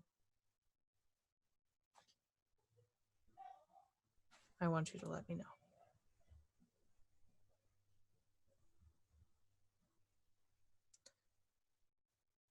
Ulman, same goes for you. I should at least mention, when I said Umberly, well, I said a similar thing to Umberly recently. I meant, well, last night. We had another excursion. I can't control these things. Ran into my arms, sobbing her eyes out, and begged me not to let Jill and Albus kill her. I dealt with the situation better, I think, but as a show of good faith, because I accused her of not making an effort to get better at all, she upgraded me a little bit, I suppose. I no longer just a tool, and he puts the dagger on the table and pulls out the short sword. I guess I'm a little more of a weapon now. Are you finding Indoor. joy? Oh wait, Are you sorry. finding joy in the fact that a god has called you their weapon? No. If anything, I'd really prefer to have my original body back, but it feels like a moral victory over my mother-in-law a little bit, and that's where I'm finding the joy, because I'm no longer the tool she made me.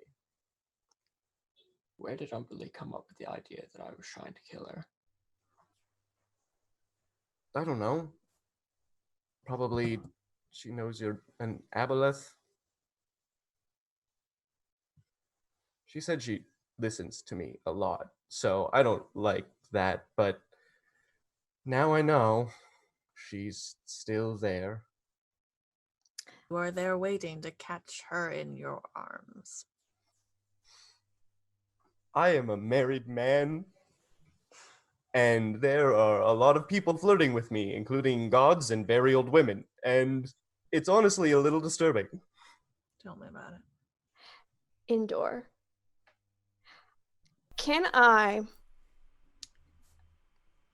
Because Jill thinking back on that weird vision of like Umberly's eyes on the water and how they kind of look worried and what she said to Ulman. Can I like make an insight check to see, is she actually scared or is she just being manipulative?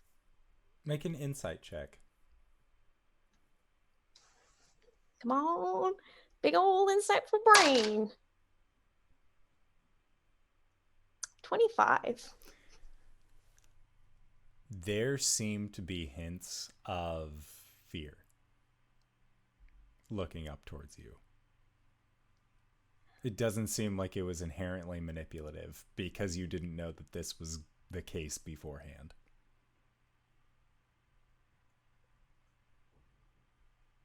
Jill just smiles and says, she's actually scared.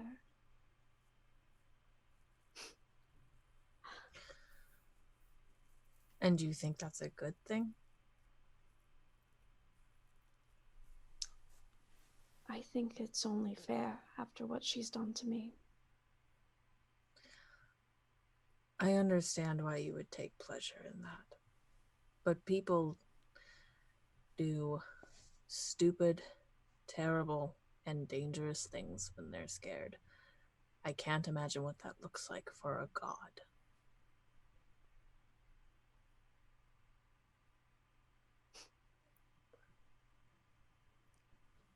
Knowing her, it will be something petty and vindictive.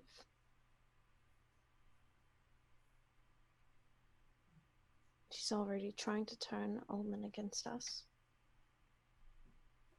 And she will go to even more... She will go to even greater lengths, I suppose. If it makes you feel any better, I saw it this time. Her trying to manipulate me. Actually, this whole thing makes me feel a lot better.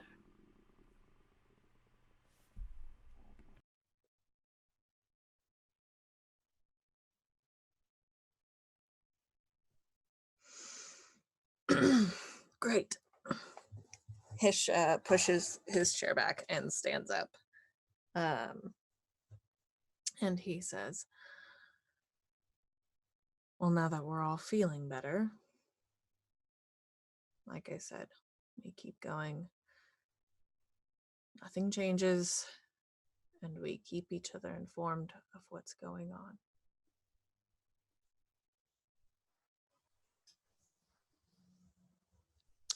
Of course, Captain.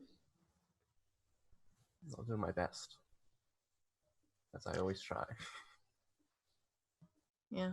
Hish nods and he says, I'll be in my cabin. And he takes the bottle with him and he leaves. Sounds good. Sorry. Sounds good. So, Hish, you are going to your bunk. Jill, Ulman, Albus, what are the three of yours plans? We're actually dinner cooking. Jill's gonna just like kind of crane into the kitchen. Oh, I brought out food when I came out Okay. initially. All right. Well, Jill's just gonna like, finally like kind of relax after everything. Like her posture will like kind of like slouch a little more. And she'll like just go and pull out a chair and sit at the table and be like, well, it is crew dinner time. Woman smiles. That it is. And I'm famished. Quite starving as well. Swimming takes a lot out of you. Yeah, it's rough. And make idle chatter. Eat some food. Okay. Sounds good. So, your evening ends up going by uneventfully. Hish, do you finish the bottle and then are you staying in the captain's quarters for the rest of the evening, or are you going anywhere? No, yeah, I think he just finishes the bottle in his room. He's not going anywhere. All right, sounds good. Yeah, so your evenings end up going by relatively uneventfully. Albus.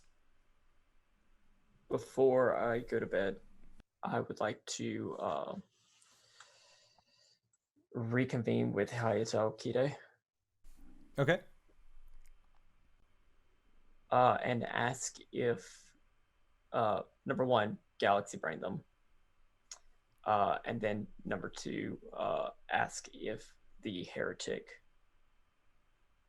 specifically mentioned another Albus. Specifically Galithaul. You're a D8? I believe so. Yes. They shake their head no. They have not heard. They rolled a total of 7.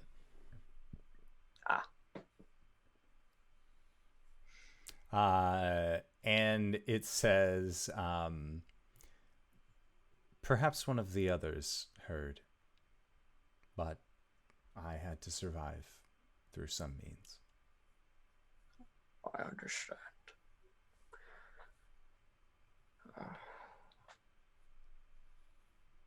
Is there anything else that you would ask of me? Survive. I will do my best, my lord. And it sort of gives you that gentle bow, and then goes back to helping kind of round up some proto-chul that were trying to swim too far away. Yep, and then he's gonna go to bed. Okay, sounds good. Yeah, so you all end up finding your rest without any real issue. And the following day, what is everyone's morning plan? Or are there any morning plans? I think Hish's morning plan is to find the next job. Okay. Well, thankfully, the next job ends up finding you. Perfect. As it's actually an old contact of yours. Way back when, before you had joined on to Acquisitions Incorporated, your dear friend Gellin Primewater ends up approaching you. Oh, fine. And says, "All things considered, it's been a while, Hish. The council is looking for representation from Acquisitions Incorporated on a specific matter involving, well, the Sahaugin. It seems that they are wanting to hire you as a strike force. I'm not really sure what that really means, but, well, that's... Are you busy?" I think Hish is standing like in the door. Gellin has probably come onto the ship, and I think he's standing in the doorway of his quarters, holding the empty bottle. And I think he just kind of gestures around him. Gellin nods. Says, "Well, look. You stopped talking to me after you ended up going to Acquisitions Incorporated. I just want to make sure, are we on the same page? You used to be one of my best smugglers." I mean, there's not any bad blood between us, if that's what you're asking. No. No, I shouldn't hope so. Just been a little Acquisitions Incorporated and my crew has been keeping me occupied. Well, hopefully not too occupied to help save the town of Saltmarsh. Now, do you want to bring your friends along, or do you want to get headed to the council now? Sort of urgent.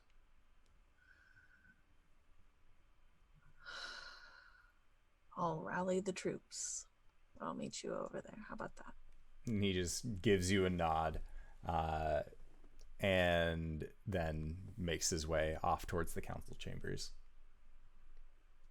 Yeah, and I think Hish knocks on everyone's doors and just yells for them to come up to the deck. Okay. Albus sleeps in his house mostly these days. That's right. Forgot Albus has a house.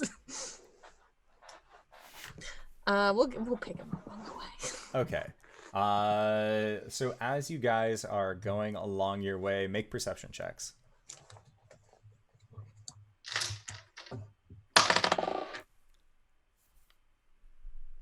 I got an 18. I got a 14. 13 plus 6, 19. Okay. I got anxiety. That's not a number. Bet. So as you all are moving through town, you hear people talking about something that happened north of, or I guess, yeah, to the south of Saltmarsh. And you pick up bits and pieces, just like, I don't know. I don't even think the Cloud Giants went that far south. And then you hear other people talking about they just came and went. I don't understand what their purpose was. It was just a rock. And that is through the trip to Albus's and then to the council. You all hear that through some form or fashion about the events that transpired in Nightstone, or the town that once was Nightstone.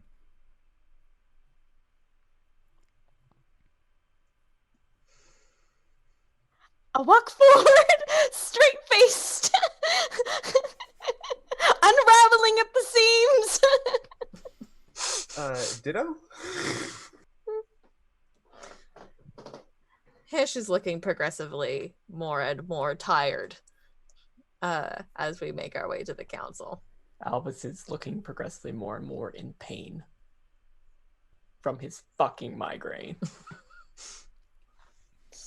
Toying with my hair and very loose little spirals. All right. And that is when you meet the Saltmarsh Council. And Hish, you had heard about the council before, and it was typically 4-5 individuals that would kind of talk about what needed to be done in Saltmarsh for the betterment of the town. You know that Gellin, while still a smuggler, was also on this council, although not many other members of the council actually know of his smuggling operation. And as you come in, you see the members of this council. You see that there is a younger human. You see Gellin is there. You see a dwarf woman, and then a half elf woman, and then another human male. And they are sitting across the room from. You see that there is a merfolk that has crawled along the ground in order to reach this high place for the council. You see that there is a Lokatha there, one of the flippery fish people that were more bipedal. You see that there is a lizard folk who is in attendance, and then you also see one of the kind of aquatic hobgoblins there as well that also seem to be bolstering. And they upon your group's arrival, the Loakath says, "Good quarters now with Fessard." And there is a brief moment where the humans are all just like, and Merfolk kind of puts their hands on the Loakath and just... The Council of Saltmarsh is now in session. For the last set of years, the Sahaugin menace to the north has been a thorn in all of our sides. Is this correct? Are we in agreement on this? And there is a general nodding. Yes, no, you are correct. Fuck these Sahaugin. And this merfolk then says, "What are our military options here?" And the town of Saltmarsh says that they can send so many troops on land and by boat as they can to kind of help out with this. And throughout this exchange, you end up getting a cluster of responses. A lot of people saying that they can offer troops to help with this initial assault. Other people saying that they can offer vessels. Others saying that they cannot do scouting. And it just seems to be a collective. As this council, they are a coalition. They are attempting to work together as best they can, kind of setting aside any kind of racial stigma that they might have. Most of the time, the Coalinth, the aquatic hobgoblins, would rather eat humans, but it seems like in this situation, they also recognize that their territory is under threat by the Sahaugin if they keep expanding the way that they do. And eventually, Gellin makes motion to the rest of them and says, "And now we discuss Acquisitions Incorporated's involvement in ridding the Sahaugin from Saltmarsh area general. Members of Acquisitions Incorporated, we are willing to offer you ample payment in exchange for your services. These services will entitle infiltrating enemy lines while we take up the forefront of this operation. And, well, I'm told that members of Acquisitions Incorporated don't really need much in terms of the middle step, but ultimately, we would greatly appreciate it if these forces had no chieftains to look towards, no rulers that they could call upon in these times, to sow dissent in the ranks via the ways of assured destruction at the hands of an adventuring party. What say you? How would you define ample? And the Loacat just says, "Murder!" And his jaws kind of flap a little bit. And the merfolk just like, no, stop, please. And Gellin says, if you were to remove them in one form or the other, it would be amenable. I'm sorry, it would be what? Amenable. It would be nice, to say the least.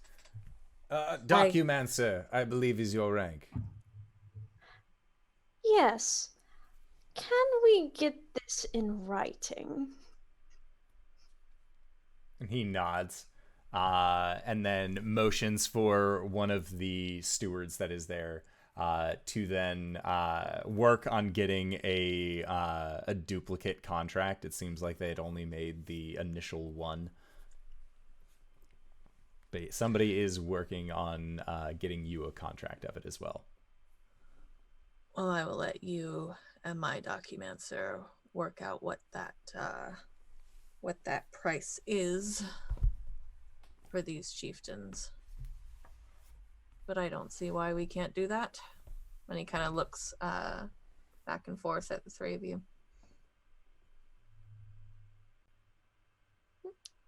Jill just kind of nods in agreement. She's like getting out her pen. Is it my feather pen, though? It is not.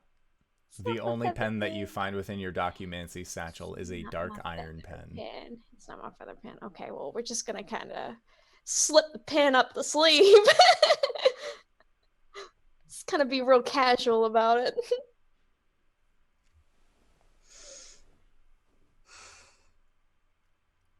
All right. So, you begin helping out with the documancy portion, making sure that Acquisitions Incorporated is hired in full for this mission. And you make sure that included into this signage, because you are the ones that are going to be going into the actual fortress itself, that anything that is found within the fortress itself that is not obviously a holy lizard folk artifact or something relating to their culture, that it is fair game for you and other members of Acquisitions Incorporated to effectively help yourselves for. Mm-hmm. Sort of a danger market advantage, as you know that your job could result in an untimely demise or could be highly profitable.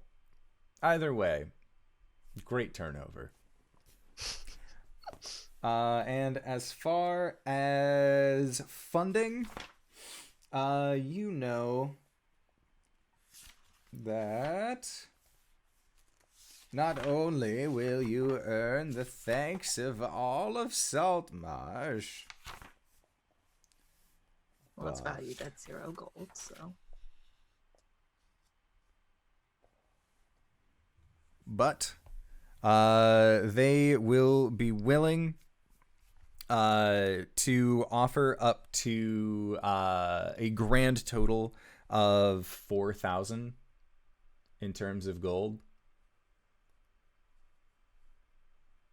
as well as give you guys additional items such as better shields or weapons should you so need them.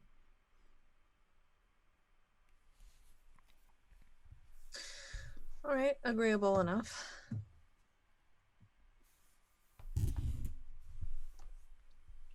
So it's settled then. And with that, Jill, the hardest part about this contract was getting the margins right on the signature section, but you have listed out enough spaces for everyone to put their names and initials into for the Saltmarsh Coalition. and Gellum is the first one to sign if given the opportunity. Yeah, I will assign last. Okay. Yeah, Hish signs at any point in the process. I will sign. I will also ask Ham if he wants to sign. Ham's down. He just draws he just kind of puts an X next to your name. So if anything, it makes you look like a Mega Man spinoff of Ulman Dark X. So Ulman, you put down your signature. Ham puts down theirs. Albus, what name are you putting on there? Albus. Okay, Albus of Left Lung. sounds good. And all of the other groups respectively put their signatures on it as well. And Jill, you see that there is this standardized form in front of you that is just requiring your signature. Yeah, I'm gonna go ahead and just slip out that little iron pin and just give it a nice little signature. Okay. Sounds good. Is your signature just a spiral now? No. she'll sign it. Jilfa'en Lyrandar. If anything, writing in cursive just feels easier with this pen. Woo! This is fun. Okay. Yeah, so the contract is sealed, and preparations are going to go underway to actually ship out with the coalition. They are going to take a series of 3 days in order to ready everything. So what would you guys like to do over the next series of days as we try and fast play this to the point of you guys launching? Indoor, are we using MCDM strongholds for this? Sure. And would Albus's house count as that? As the one of wizard's those? tower? Sure. There are no wizards currently alive there except for you, and you are no wizard, sir. Would he gain the bard benefits of it? I'll say yes. Okay. You guys also have there was a form that came in that was basically asking upgrades for your ship before getting set out for this coalition battle. So are you looking for offensive, defensive, or utility? Do we want to get offensive for the boat? I was gonna say I'm feeling offensive. The best defense is a good offense, baby. Are we thinking offense for the boat? Offense? Just a round of Offense? offense for the boat? Offense? Yeah. Offense? Offensive Okay. round. Yes. So when you guys launch, you will have offensive capabilities on your ship. Yes. And then we'll figure out the design for everything like that as the next week progresses. During the downtime, I want to take my lizard folk book back from Hish and read that. Okay. Make a history/intelligence check.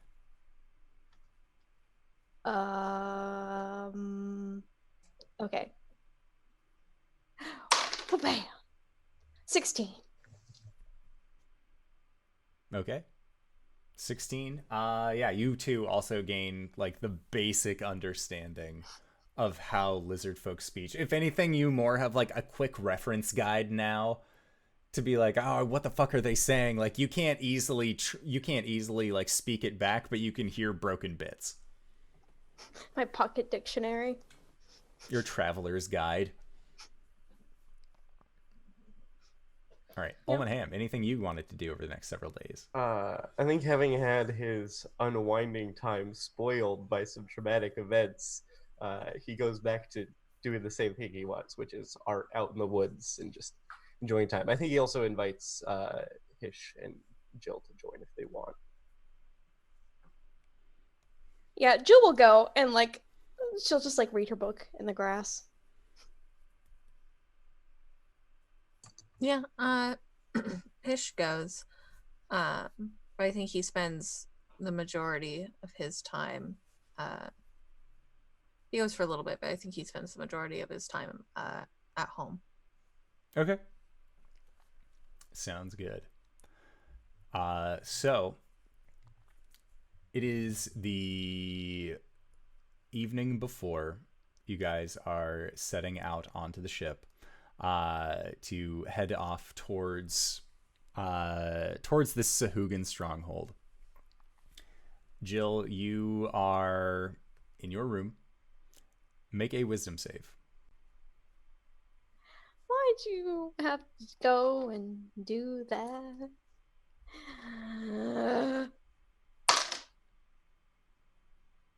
17. Okay. So with a 17, you know that within the documancy bag that there are blank ledgers and blank journals.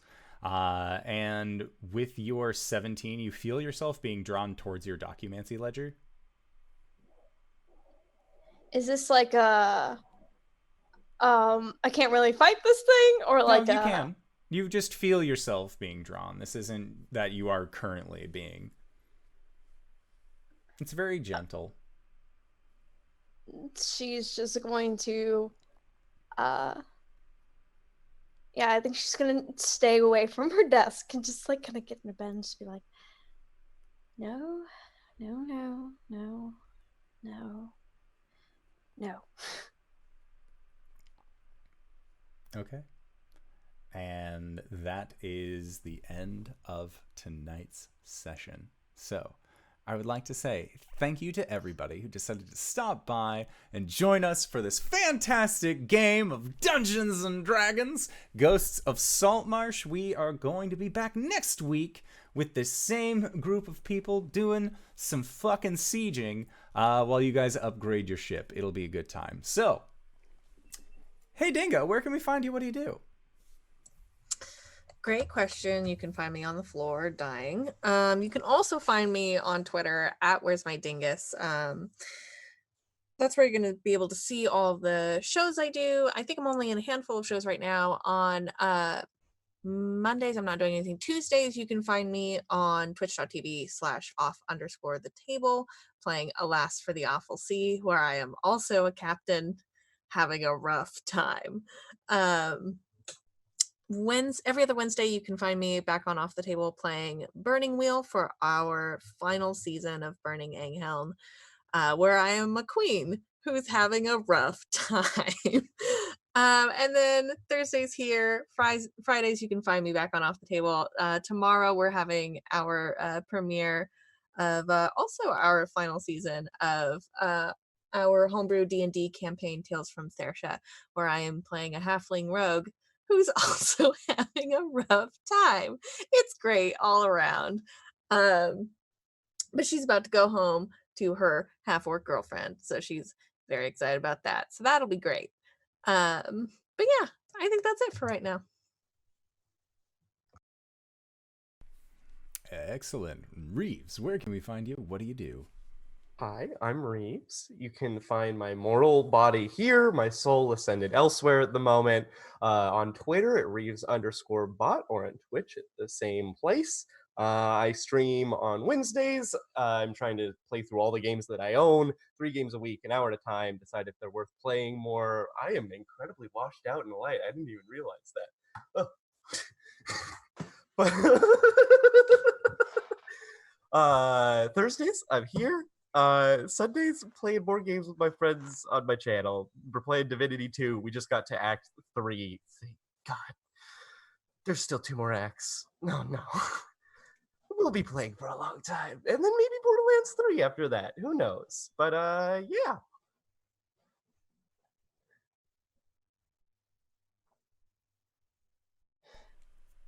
Hi, I'm Cyber. You can find me at Cyberwolf1201 on Twitter, where I tweet shitposts and other things sometimes.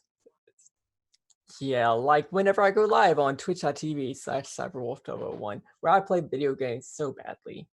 But I talk about lore and other cool like world building and stuff.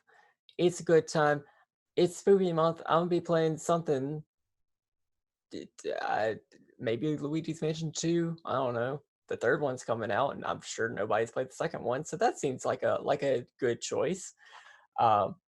Yeah, all the archives of that go to YouTube, youtube.com/cyberwolf1201, where you can also find the podcast that Kyle with an N I do called Let's Talk About It, where we get drunk, do parkour, and talk about RPG stuff. We've got another one that's in the chamber, ready to be edited and posted whenever I have time, which I don't.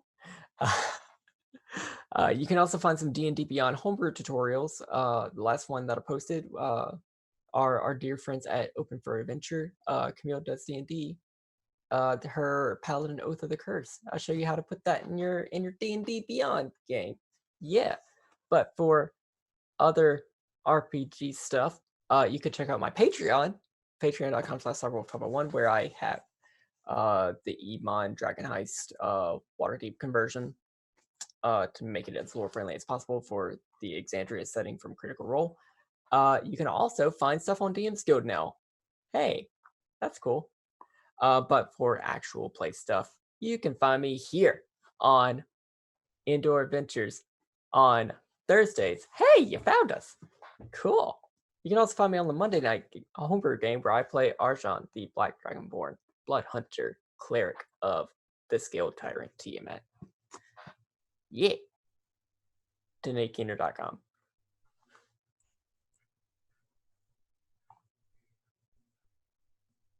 Hi, everyone.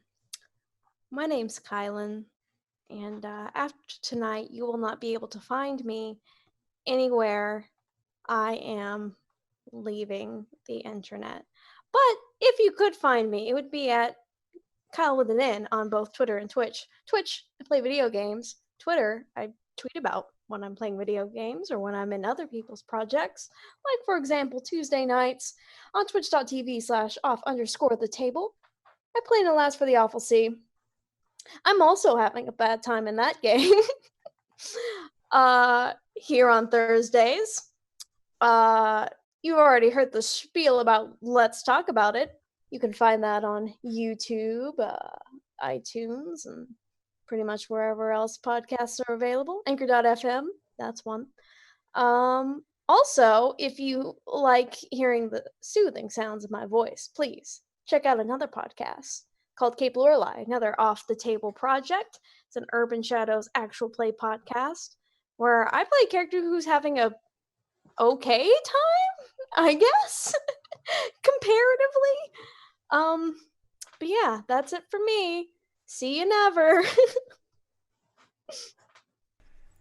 And if you have made it this far, you probably already know who I am. But if you don't, hey fella, what's up? It's me, your buddy, your pal Farsden, the Indoor Adventurer. Cyrus Express is so good. My God. We do this show Monday, Tuesday, and Thursdays at 5:30 p.m. Pacific Standard Time. All of our VODs are up on youtube.com/indooradventures, or you can check out anywhere podcasts are available under the same moniker. That includes Podbean, Spotify, iTunes, Google Podcasts. Anywhere. And if we aren't there, you let me know and I will put us there just for you, viewer. And with that, we are going to be heading into our after show called Nights in the Courtyard, a Patreon supported after show. So if you would like to help support the show via Patreon and get access to it, consider checking it out. Also, if you're interested, consider joining us on Discord. The link to join is listed below every single one of the videos and audio casts that we put out there, which is quite a few. So consider joining up, and we will see you guys next time. All right, everybody. Bye-bye!